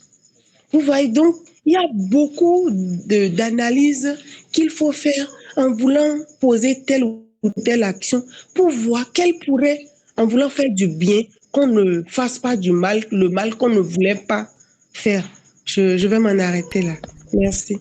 Merci, Madame Monique. C'est un peu ça, hein. Je leur racontais quand on était en management de projet, un cas comme ça, hein, à Patago, où pour l'étude de référence, c'était un consultant qui était recruté et ils ont fait le truc et on devait mettre des forages. Je crois que c'était une quinzaine, je ne me rappelle plus de nom. Mais le forage le plus stratégique qui amenait les femmes à des kilomètres pour aller prendre de l'eau, ils sont venus mettre ça devant la mosquée. Et c'est au moment de l'évaluation que moi j'ai été retenu comme consultant pour pouvoir faire l'évaluation. Et c'est là on a constaté que en fait, malgré qu'il y a eu de pluie là, ces femmes-là continuent toujours par parcourir cette distance pour aller chercher de l'eau au marigot. Et après avoir discuté avec elles, on a compris qu'en fait, que quand les femmes vont pour dire qu'elles vont pour chercher de l'eau, elles ne vont pas que pour chercher de l'eau. C'est là elles vont pour régler leur affaire de tontine, c'est là elles vont pour discuter pour leur affaire de foyer, c'est là elles ont des petites causeries à faire. Or, elles ne peuvent pas faire toutes ces causeries-là devant la mosquée parce que les hommes sont en face et qui sont en train de travailler. Et aujourd'hui, le forage là est devenu un forage de la mosquée où les gens utilisent l'eau pour juste des ablutions. Donc, c'est un peu pour confirmer votre exemple, pour dire, malheureusement, c'est ce qui se fait aujourd'hui. Les gens, pour pouvoir faire des intentions, des interventions, ne fouillent pas, ne cherchent pas des causes profondes, mais se basent seulement sur le besoin qui est là. Et leur problème, c'est de satisfaire ce besoin et ça s'arrête là. Et demain, quand on revient, on constate qu'en réalité, que ça n'a pas apporté un coup de pouce, ça n'a pas apporté le résultat escompté. Donc voilà un peu ce qu'on peut retenir au niveau de ces approches-là. Donc, s'il n'y a plus de commentaires, on va maintenant essayer de parcourir quelques projets qui ont intégré le genre et nous allons voir un peu. Oui, Monsieur Gibril. Je voudrais mettre un peu de bémol par rapport à ce que Monique a dit Oui, sur la gestion du pouvoir par les femmes. Ce oui. n'est pas, ce n'est Monsieur Gibril est avec nous? Bien, c'est moi qui n'est plus là. Quelqu'un l'entend? Moi, je ne l'entends plus. Moi non plus. On ne l'entend pas. Ok. Monsieur Gibril.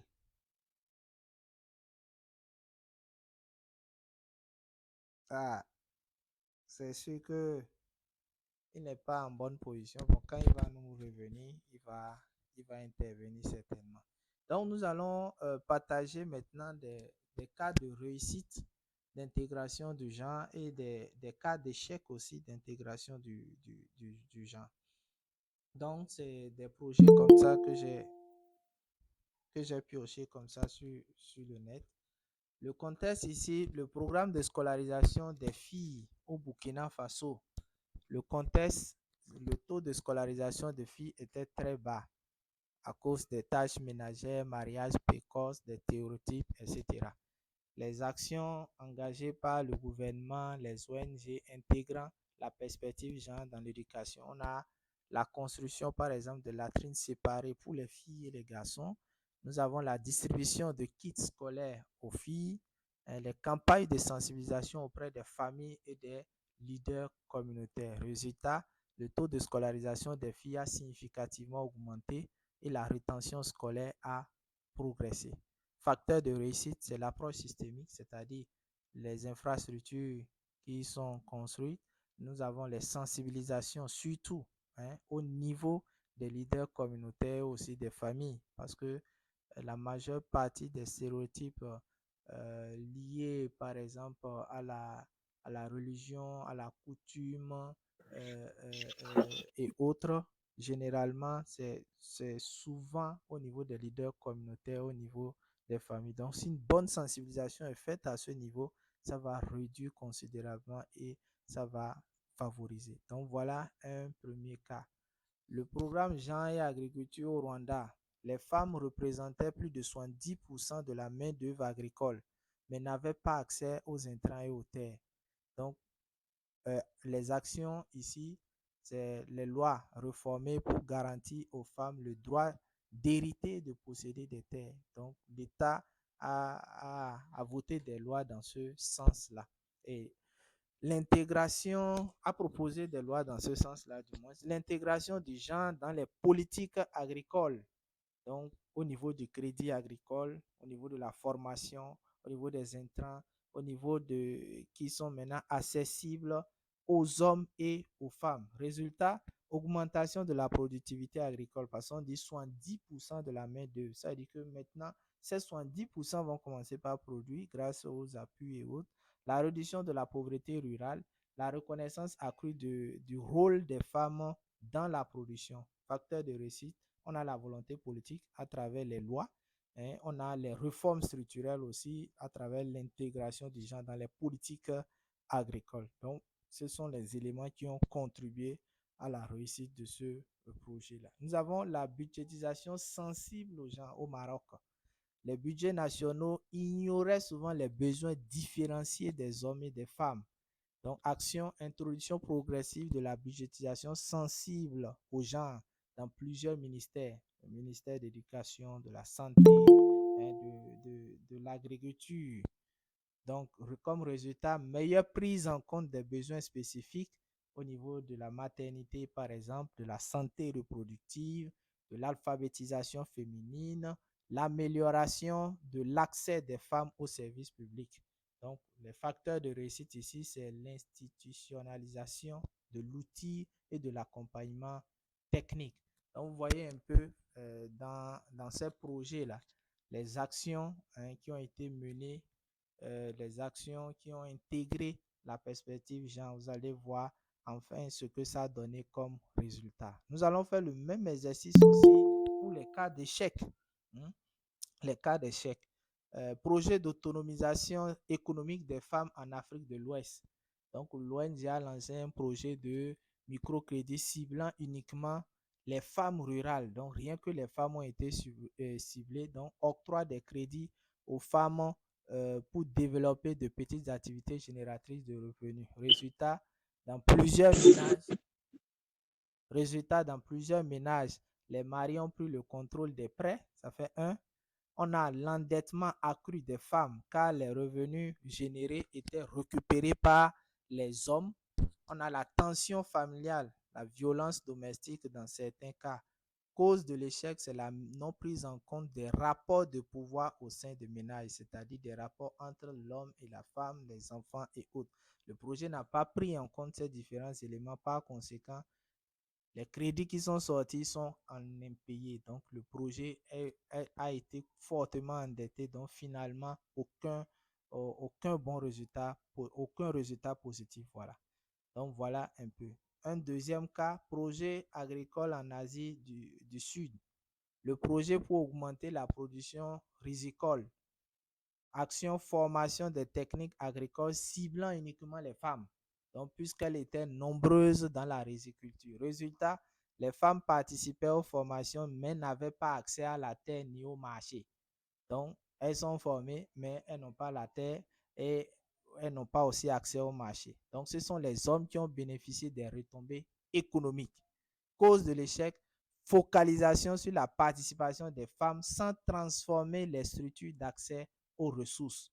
Donc, ils se sont focalisés seulement sur les formations, renforcement, capacité des femmes et finalement, ça n'a rien donné. Projet d'éducation en Afrique centrale. Programme pour améliorer l'accès des filles à l'école. On a distribué des kits, des bourses aux filles pauvres. Résultat, amélioration temporaire du taux d'inscription, mais abandon massif au secondaire à cause des mariages précoces et grossesses, etc. Cause de l'échec, approche partielle, car le projet n'a pas adressé des normes sociales, n'a pas adressé les normes sociales qui limitent la scolarisation des filles. Alors, qu'est-ce qu'on peut retenir au niveau des réussites? C'est que on doit avoir forcément une approche intégrée, c'est-à-dire juridique, économique, l'implication surtout des acteurs comme le gouvernement, les communautés et surtout une volonté politique claire. Vous pouvez tout faire. Vous pouvez tout faire. S'il n'y a pas de la volonté politique, ça ne va pas marcher. Vous voyez, depuis des années, on parle de la représentation des femmes à l'Assemblée nationale. On n'a toujours pas. Il a fallu la volonté politique pour qu'on ait un quota. C'est vrai. Certaines femmes diront que ce n'est pas encore le quota qu'il faut, mais c'est déjà un début. Ça veut dire qu'avec encore plus de plaidoyer et encouragement de la volonté politique, je pense que le quota peut évoluer avec le temps. Les échecs surviennent souvent quand on réduit le genre, la participation des femmes. Si vous gérez un projet que pour vous, le genre, c'est la participation des femmes, c'est que à coup sûr, le projet a déjà échoué. On ignore les rapports de pouvoir et les normes sociales. Dans toute communauté, si vous avez une activité où vous allez, vous voyez directement la femme, vous l'invitez à la séance, soyez sûr qu'elle ne viendra jamais. Pour inviter une femme à une séance, la porte d'entrée, c'est son mari. Si vous voyez son mari et que vous portez l'information à son mari, ah, nous avons telle activité qui porte sur telle, nous voulons faire ci, nous voulons faire ci, et la participation de ta femme va vraiment lui permettre de faire ci, de faire ça, et toi-même, tu vas gagner en ci, en ça. Vous allez voir, c'est lui qui va même regarder l'heure. Nous, on a des formations, même c'est l'homme même qui amène la femme. Et il se met à l'écart. Après la formation, il prend la femme et il retourne. Donc, si l'homme ne comprend pas, la femme ne viendra jamais. Donc, il faut tenir compte des normes sociales. Il faut tenir compte aussi des rapports de pouvoir. On agit de façon isolée sans transformer les structures. C'est pas bon. Quand on agit comme ça, là, ça ne va aussi rien donner. Il faut travailler à transformer aussi les structures pour pouvoir escompter un bon résultat. Sinon, vous allez éjecter des millions, des milliards même, voire, et ça ne va rien donner. Ça va toujours, ou bien c'est les hommes qui vont encore bénéficier de cet appui-là, comme le précédent projet qu'on vient de voir. Voilà,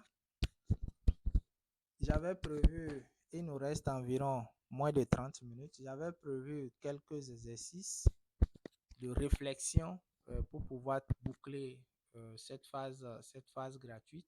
Mais je ne sais pas s'il y a de commentaires sur ce que je viens de dire tout à l'heure sur les cas d'échec et de réussite. Je ne sais pas si en temps M. Djibril est revenu.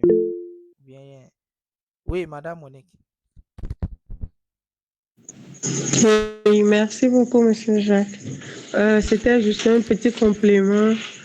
C'est en évoluant et en constatant les biais qui s'ingéraient, je vais dire, dans la mise en œuvre des projets, que l'école des maris a été instituée. Et la belle expérience faite au niveau de... En tout cas, il y a un des projets internationaux là, qui l'a expérimenté, l'école des maris. Et ça fait que l'homme, tel que vous l'avez dit, vient aux séances avec son épouse et on fait la communication de telle manière que l'intérêt de l'homme également soit mis en avant pour le faire comprendre que son suivi auprès de son épouse sera non seulement bénéfique pour l'épouse, mais aussi pour le foyer. Et qui dit le foyer dit les enfants et l'homme également. Donc quand l'homme sent que son foyer aussi pourrait en bénéficier, ça l'intéresse et tel que vous l'avez dit, les exemples sont légion, c'est eux-mêmes qui accompagnent leurs épouses aux séances.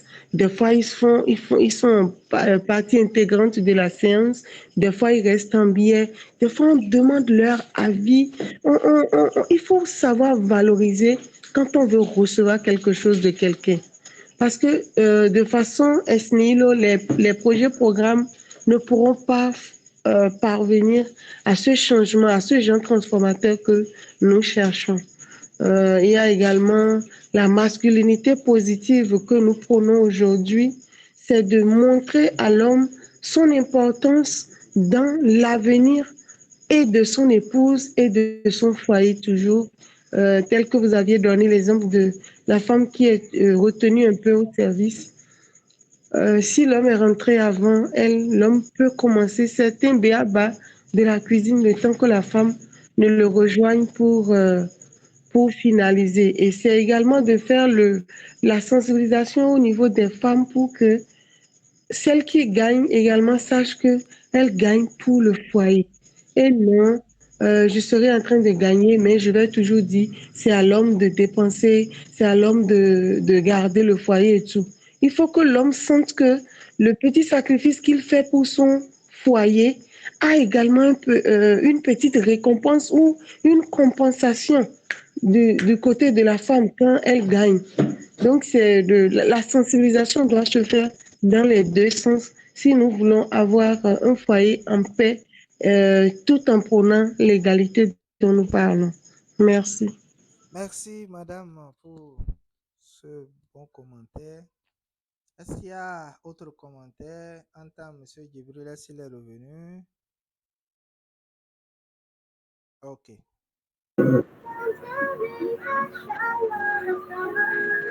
Oui, M. Djibril. Alors, j'étais revenu, j'avais perdu ma connexion, mon wifi était un peu loin de moi. Ok. J'étais d'aller le chercher pour le reprocher demain. Mais c'est bon. Oui. Je pense qu'on va évoluer. D'accord. Merci. Voilà. Voilà un cas pratique. Nous allons réfléchir ensemble sur ça. L'inégalité à l'école. Dans une école primaire, on remarque que les filles participent moins aux cours de mathématiques et de sport. Les garçons, eux, dominent les jeux de ballon et prennent plus souvent la parole en classe. Les enseignants affirment que les filles sont plus calmes et que les garçons sont plus dynamiques? Question de réflexion. Quels stéréotypes de genre apparaissent dans cette situation? Comment ces attitudes influencent-elles la confiance en soi des élèves? Quelle action l'école peut-elle mettre en place pour favoriser l'égalité dans les activités, la participation, le langage?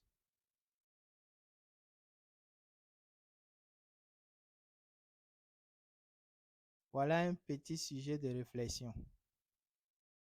Des débats que nous avons faits, de tout ce qu'on a appris, qu'est-ce qu'on peut dire par rapport à ce cas-là?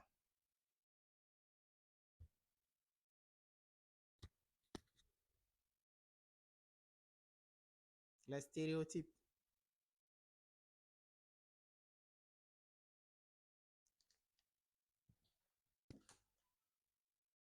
Au niveau des filles, qu'est-ce qu'elle dit?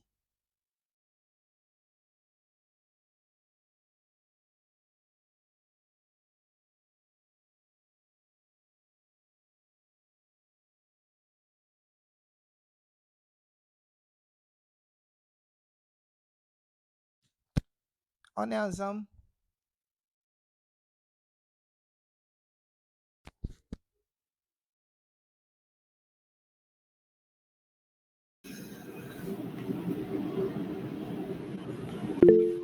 Oui, monsieur.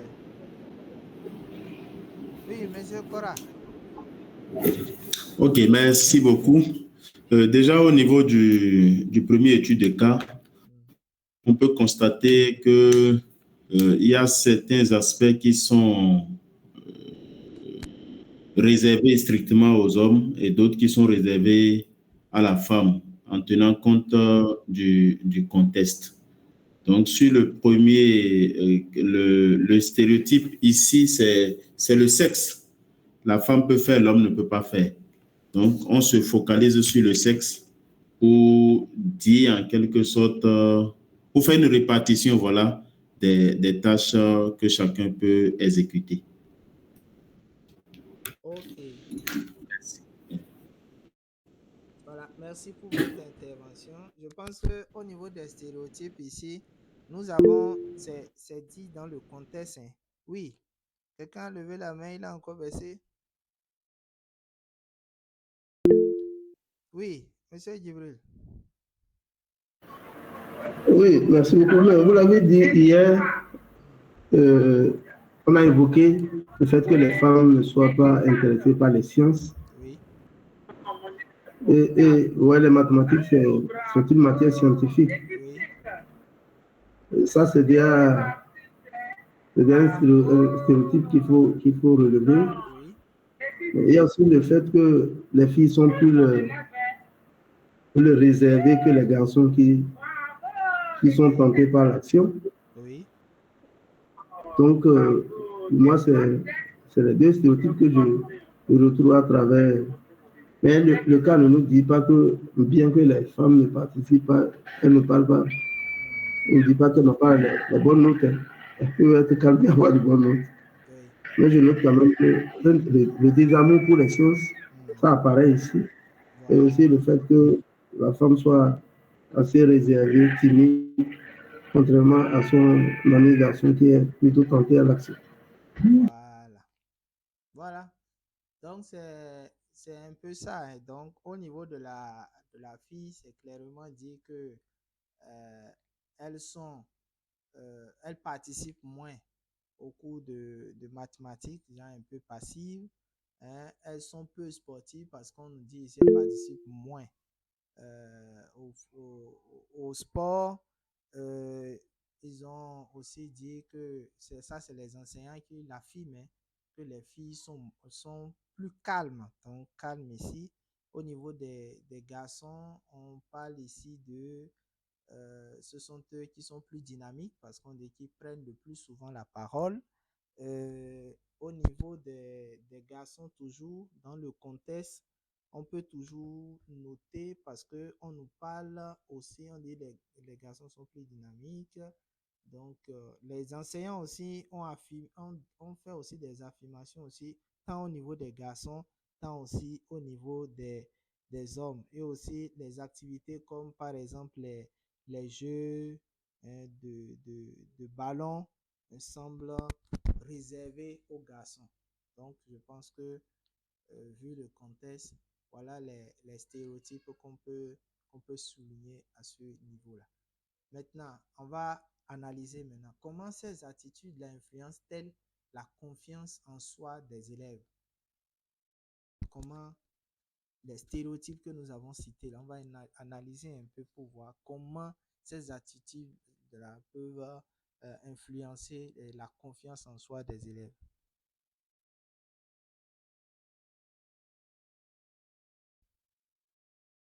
Un enseignant, par exemple, qui affirme que les filles sont plus calmes et les garçons sont plus dynamiques. On dit, par exemple, les filles participent moins aux cours de mathématiques et de sport. Les garçons dominent dans les jeux. Oui, monsieur Joseph.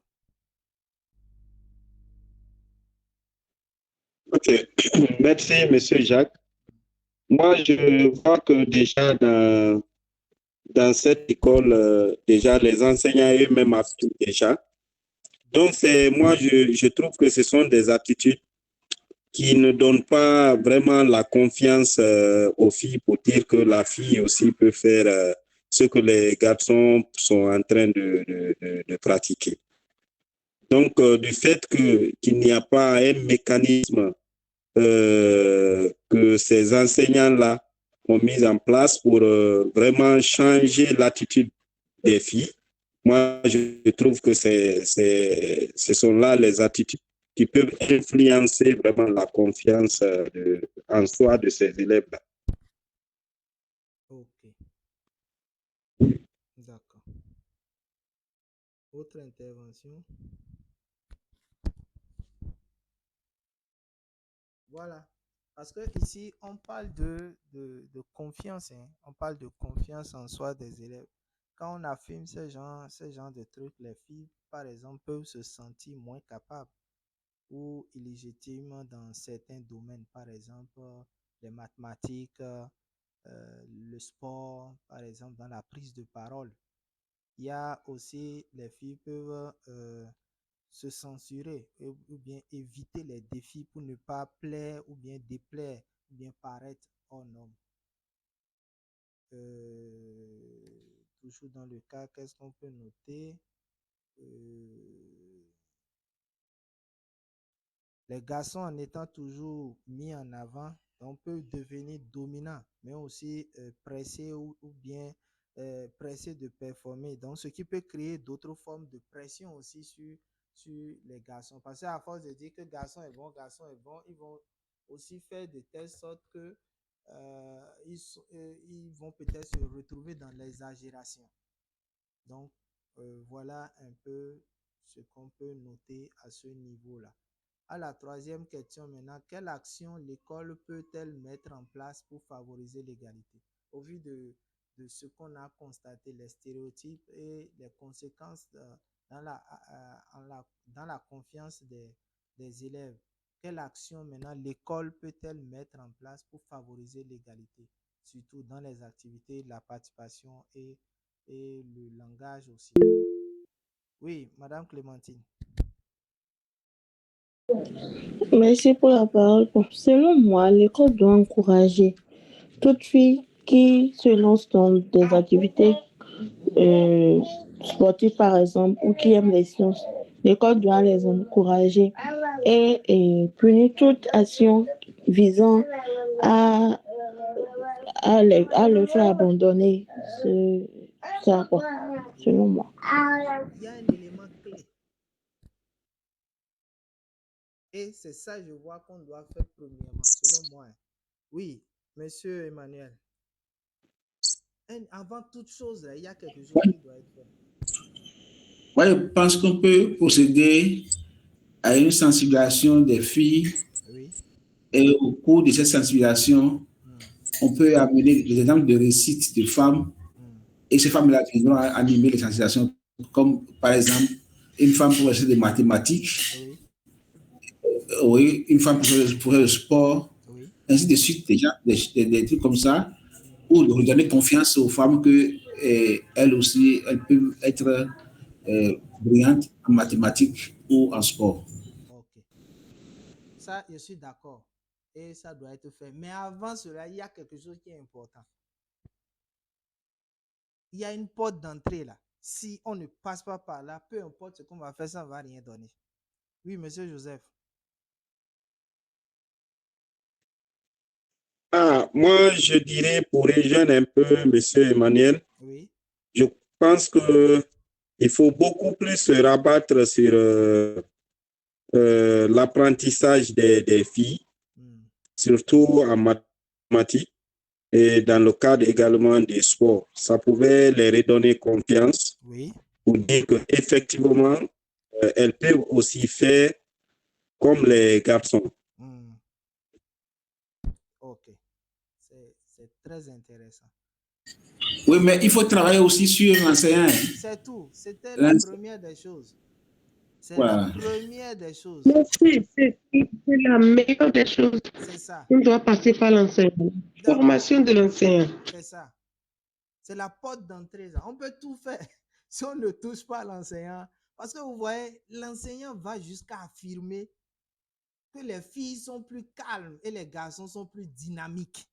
Ça veut dire que d'abord, lui-même, il a un problème pour notre cas. Donc, c'est lui d'abord la porte d'entrée.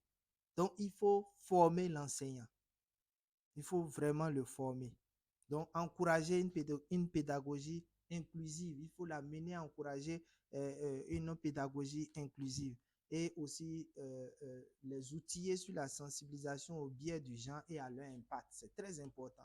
C'est des éléments sur lesquels on doit vraiment toucher. Maintenant, après ça, on peut parler de tout ce que, des belles choses que vous avez données, que vous avez citées tout à l'heure, donc à savoir, vous avez parlé de sensibilisation des élèves et autres, donc c'est très important. Et je vois aussi un autre élément parce que là, on a parlé aussi de la parole parce qu'on dit que les garçons prennent plus souvent la parole. Donc, il va falloir que les enseignants puissent veiller au temps de parole. Donc, équilibrer aussi le temps de parole pour que les filles aussi puissent avoir le temps de parler, puissent avoir aussi la parole pour pouvoir parler. Et un autre qui est très important, même dans nos religions, on parle ça, hein, on parle souvent de ça, que c'est ce que ta bouche dit, c'est ça qui te fait. Donc, du fait que déjà, il y a des langages dévalorisants, c'est pas bon. Il faut qu'il y ait des langages valorisants. Hein. Il faut que les enseignants, par exemple, évitent des phrases stéréotypées. Quand on dit, par exemple, les filles sont plus sages, hein, les garçons aiment bouger. Hein, ceci, ça, dans une salle de classe, c'est pas bon qu'un enseignant, par exemple, tienne ce genre de propos, hein, des phrases stéréotypées. Il faut que l'enseignant puisse plutôt encourager que ce soit les hommes, que ce soit les femmes, donc valoriser les efforts et les réussites, surtout sans distinction, que ça soit une femme, que ce soit un homme. Oui, monsieur Djibril. Merci beaucoup. Je voudrais dire que de façon pédagogique, Oui. dans la gestion de la classe, Oui. les aspects qu'on aborde là seront difficiles à cerner. Je ne parle pas de l'andragogie. Hein. Au niveau de l'andragogie, c'est possible. Oui. Mais lorsque vous quittez l'école normale, Oui. donc vous avez 2 heures pour dérouler votre cours.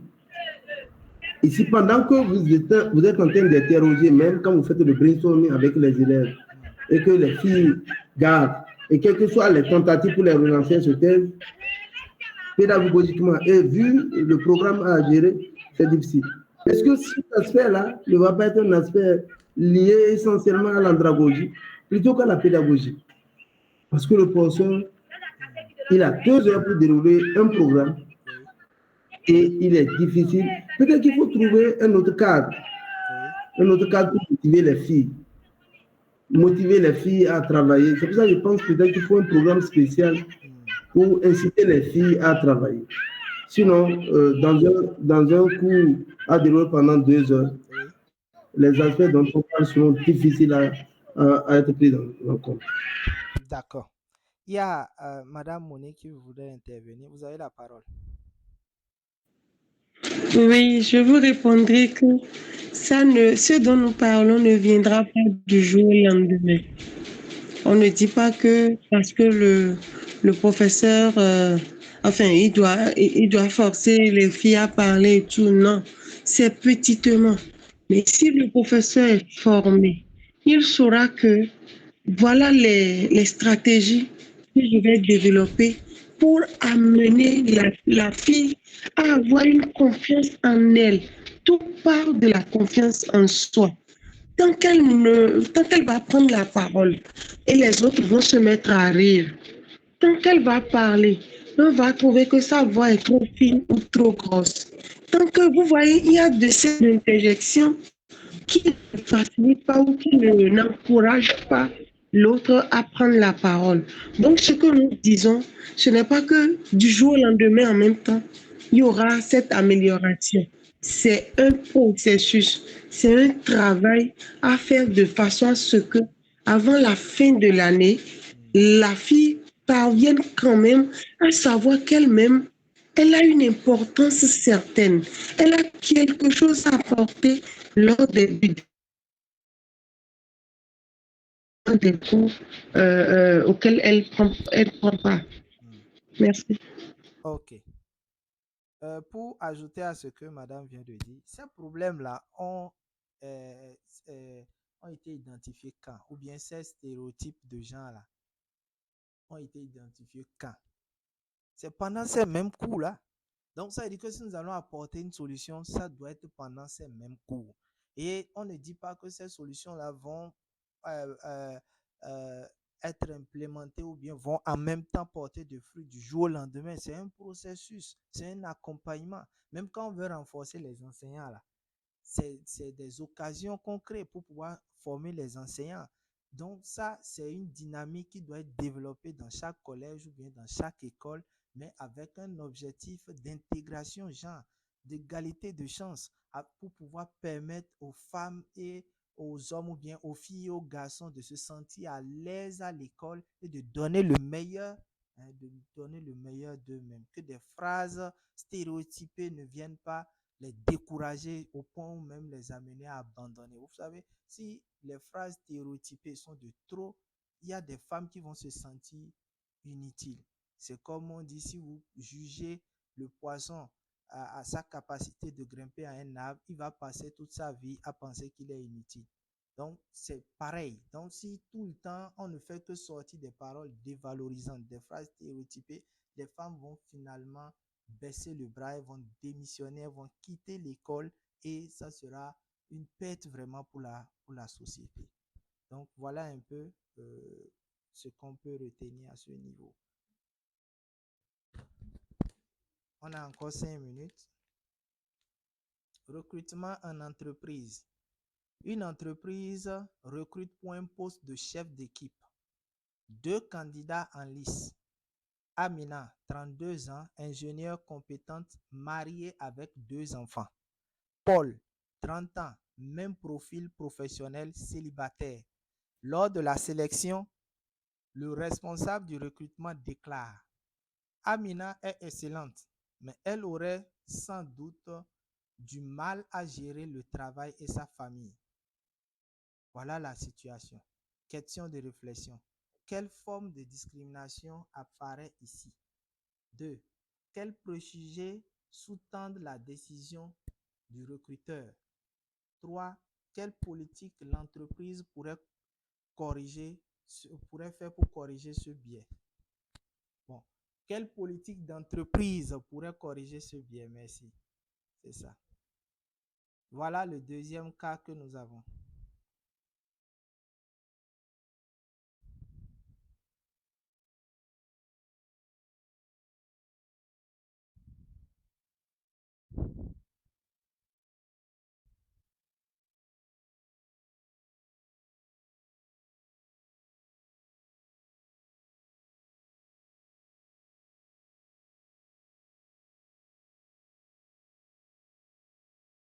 J'écoute.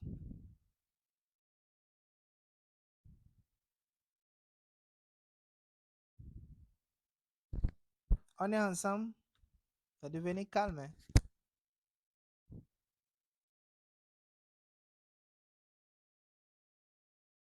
Allô? J'espère que je ne suis plus seul, hein. Allô? Quelqu'un me reçoit? Oui, on vous reçoit, on est là. Oui. On est en train de réfléchir. Vous êtes en train de réfléchir, d'accord.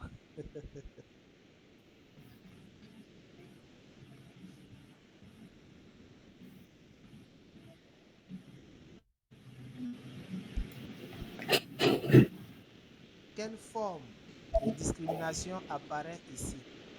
Quels préjugés sous-tendent la décision du recruteur? Quelle politique d'entreprise pourrait corriger ce biais? D'abord, c'est quelle forme de discrimination ici? C'est clair, hein, vu notre contexte.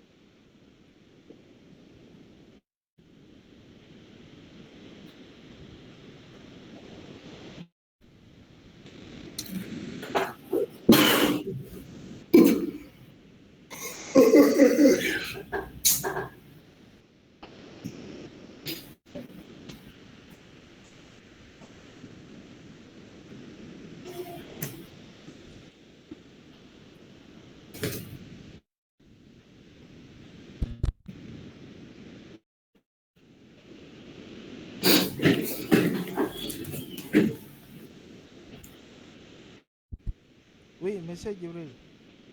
Je me lance. Hein. Est-ce que ce n'est pas un préjugé, une discrimination basée sur le sexe? Non, c'est pas ça. Hein. Mais parce que pour moi, déjà, le préjugé ici, c'est un préjugé fondé sur le rôle social. La femme doit s'occuper des enfants. Parce que le recruteur aurait pu penser que comme elle est mariée, le mari pourrait s'occuper des enfants. Oui. Mais il a trouvé que comme c'est elle la femme, sa mission, sa fonction, c'est de s'occuper des enfants, que ça va l'empêcher d'être efficace à son poste. Oui. Et pour moi, c'est lié, il y a la fonction sociale de la femme en tant que préjugé. Oui. La femme au foyer et l'homme au travail. Ok. D'accord. Quelqu'un d'autre veut réagir? Si on finit ce cours-là et que personne n'a rien dit, c'est grave. Hein? Parce qu'il y a plusieurs qui n'ont encore rien dit. Monsieur Tamba Tolno, Madame Sandra Nderi, Monsieur Sa Moulumuno, Monsieur François Tongiano, Monsieur Marcel Tengiano et Madame Aïssatou Ousmane. Si on finit et que vous n'avez pas réagi, vous avez péché. Hein?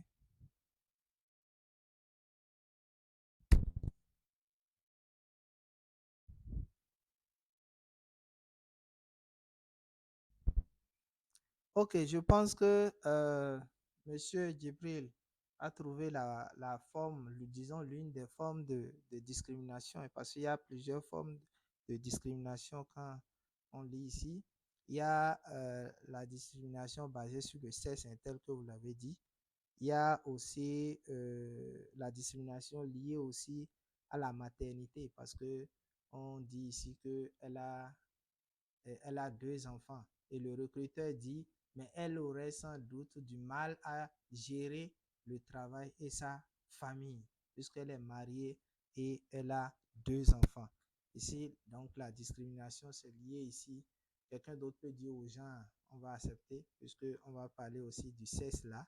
Et aussi la discrimination liée aussi à la maternité, parce que là, on a la question de la situation surtout matrimonial à ce niveau aussi, qui peut aussi jouer. Situation familiale aussi, si on peut le dire.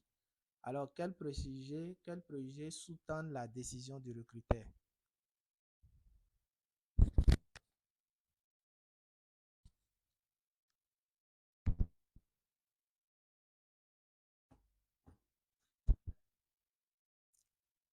Quel préjugé sous-tend la décision du recruteur?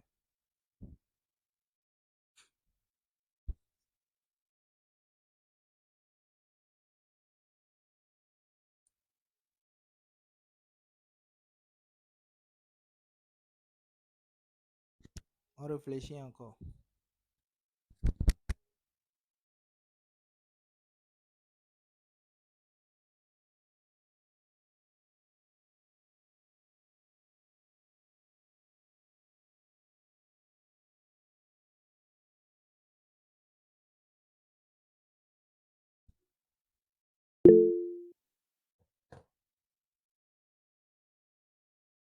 Quelqu'un a levé la main, mais je ne vois personne.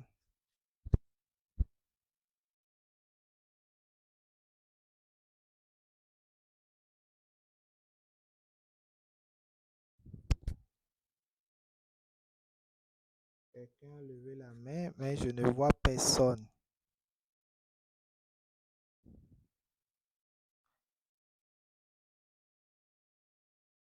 Quels préjugés sous-tendent la décision du recruteur?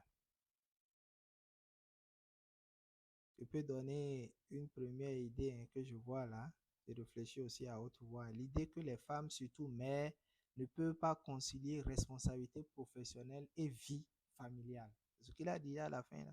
Parce qu'il dit Amina est excellente, mais elle aura sans doute du mal à gérer le travail et sa famille. Donc, l'idée que les femmes, surtout mères, ne peuvent pas concilier responsabilité professionnelle et vie familiale. Ça, par exemple, c'est un préjugé. Quel autre préjugé qu'on peut trouver là? Quel autre préjugé?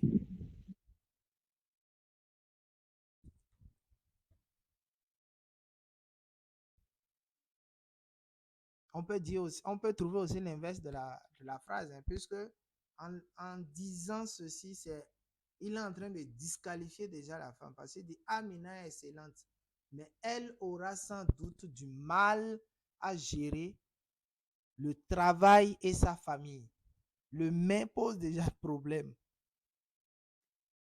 Le mais, tu trouves que la femme est excellente et tu dis encore mais. Monsieur Jacques, Oui. voilà, j'avais même envoyé un message par rapport à ça. Évidemment, moi-même, j'ai réfléchi à ça. C'est un préjugé discriminatoire à l'envers de Amina. Parce que le fait qu'elle dit désormais que Amina, elle aura sans doute du mal à gérer le travail et sa famille. Donc déjà, c'est une manière de l'éliminer de façon directe même. Ça, ce n'est même pas indirect, de façon directe. Le fait que le recruteur a posé la condition que Amina ne pourra pas gérer le poste et la famille. Donc déjà, ça, c'est une manière de l'éliminer. C'est ça. C'est ça.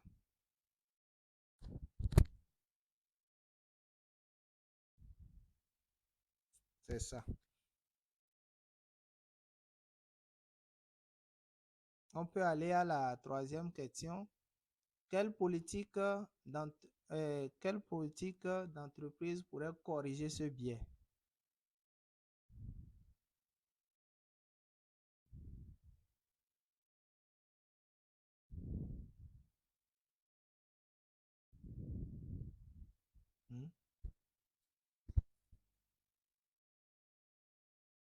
Quelle politique? Oui, monsieur Cora. Ok, merci beaucoup. Je pense que l'entreprise doit intégrer le genre dans le recrutement et accepter de faire confiance aux femmes. Donc, à diplôme égal ou à compétences égales, on peut favoriser les femmes dans le but également de leur laisser faire preuve de leurs compétences. Dès lors qu'on reconnaît que quelqu'un a la compétence d'occuper un poste, de tels stéréotypes, je pense, ne devraient pas faire obstacle à pouvoir avoir ce poste-là et à exercer. Donc, quitte à la personne de prendre d'autres dispositions pour pouvoir être en tout cas apte à fournir des résultats escomptés. Ok. Oui. Madame Clémentine. Ok, selon moi, déjà, dans le processus de recrutement, ils peuvent préciser qu'ils n'ont pas besoin de connaître la situation matrimoniale des candidats. Oui, un instant, Madame Monique. Oui, Madame Clémentine, allez-y. Oui, je disais que dans le processus de recrutement, l'entreprise peut déjà écrire en NB qu'ils n'ont pas besoin de connaître la situation matrimoniale des candidats. Mais il y a certaines annonces qui le disent. pas besoin de charger le CV, juste le nom, le prénom. Des fois, même l'âge aussi, c'est une parenthèse, quoi. Ok, Mhm. d'accord. Oui, Monsieur Marcel.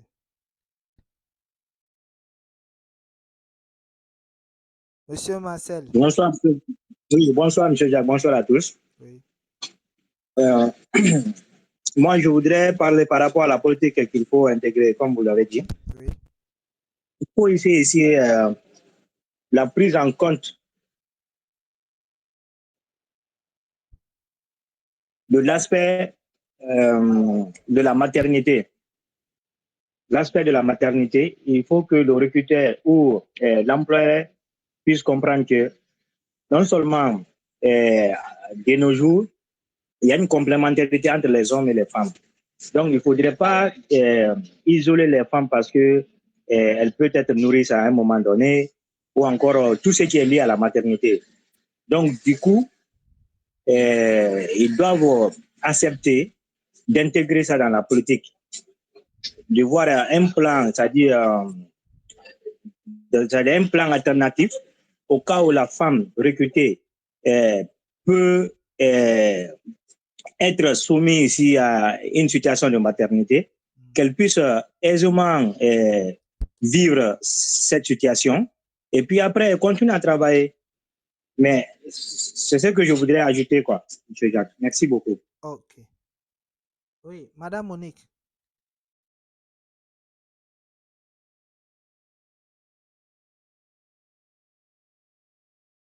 Ah, elle n'est plus là. Ok. Voilà. Je pense que Madame Monique. Ah, elle est revenue. Oui, Madame Monique, vous avez la parole. Ah, ok, j'avais eu un problème de connexion. Je parlais, bon, je ne me rappelle plus très bien ce qu'on disait, mais les dispositions qui, selon moi, que l'entreprise pourrait prendre, c'est de développer des stratégies qui pourraient permettre à la dame d'assurer pleinement ce rôle. Si, par exemple, les enfants étaient des enfants à bas âge, c'est de développer un système de crèche ou un système de garderie. En tout cas, il y a de ces systèmes qui sont de nos jours développés et il y a des mamans ou des matrones qui sont formées pour savoir, pour parvenir à répondre aux besoins de ces petits-enfants le temps que leur mère ne descende, soit pour les faire téter, soit pour quelques minutes et remonter ou et reprendre leur travail. Donc, ça pourrait faire partie des stratégies que l'entreprise pourrait développer pour encourager la femme à ne pas être reléguée à chaque fois au second plan. C'est ça. Merci. Je pense que c'est autant de politiques qu'il faut vraiment mettre en place. Madame Clémentine parlait aussi de mettre un dispositif d'anonymat aussi. C'est-à-dire de telle sorte que c'est parce qu'on sait que c'est une femme ici, c'est parce qu'on sait que c'est un homme ici, qu'on a recalé Amina. Donc si le processus est aussi dans l'anonymat, ça pourrait aussi faciliter les choses. Et si on a recruté, euh, il faut aussi créer les conditions, comme l'a dit Madame Monique. On a vu des projets hein, quand une femme accouche, même pour les missions, on prend en charge ça, on prend aussi l'intéressé en charge. Donc, il y a des projets aujourd'hui qui le font très bien. Et même aussi aux heures de service, il y a des moyens d'accompagnement aussi, donc pour encourager cette personne-là. Donc, je pense que c'est autant de politiques qu'on peut mettre en place pour vraiment encourager ces choses-là en milieu professionnel. Donc, voilà, le temps est déjà passé. On a dépassé de 11 minutes. J'aurais voulu, il y a encore d'autres exercices, hein, donc j'aurais voulu qu'on évolue, mais le temps est déjà passé. On est obligé de s'arrêter pour aujourd'hui. Et demain, on poursuit et malheureusement, demain, ce sont ceux-là qui ont réellement souscrit qui pourraient continuer avec nous, puisque demain, nous allons entamer le module 2 et le module 2 va porter sur l'analyse genre et la planification stratégique. Donc, c'est là maintenant, on va commencer par faire une relation proprement dite avec la gestion de projet. Donc, le rendez-vous, c'est demain, toujours même heure. Ceux qui se sont inscrits, ils ont déjà leur accès par rapport à demain. Donc, la vidéo sera balancée sur YouTube ce soir même. Donc, si vous êtes sur notre chaîne YouTube, vous allez voir la vidéo. Pour ceux-là qui voudraient nous contacter, il suffit de composer le plus 229 01 66 51 82 26. C'est le seul numéro que nous avons d'ailleurs. Et vous pouvez venir pour qu'on puisse discuter. Les conditions d'inscription sont vraiment souples et à notre niveau. Donc, pas de complications. Vous n'êtes pas tenu de payer la totalité du coût. Vous pouvez payer à votre rythme et pour pouvoir avoir accès à la formation. La formation coûte 100 000 francs. Et ça, c'est pour les nouveaux, pour les anciens qui ont déjà suivi les anciennes promotions et qui voudraient avoir à la fin une attestation ou bien qui veulent même qu'on inclue le module dans leur certificat qui doit sortir bientôt. Ils vont devoir payer 30 000 francs qui revient au coût du certificat en fait. Mais s'ils n'ont pas besoin de ça et qu'ils sont juste intéressés pour suivre, c'est gratuit. Ils n'ont rien à payer. Donc voilà ce petit détail que j'ai voulu apporter pour clarifier parce que j'ai vu beaucoup en poser suffisamment de questions. Je ne pourrais pas répondre à tout le monde à la fois. Donc j'ai voulu ramasser cela ici pour que chacun puisse s'apprêter. Donc on se donne rendez-vous demain, même heure. Merci à tout un chacun et bonne soirée à vous.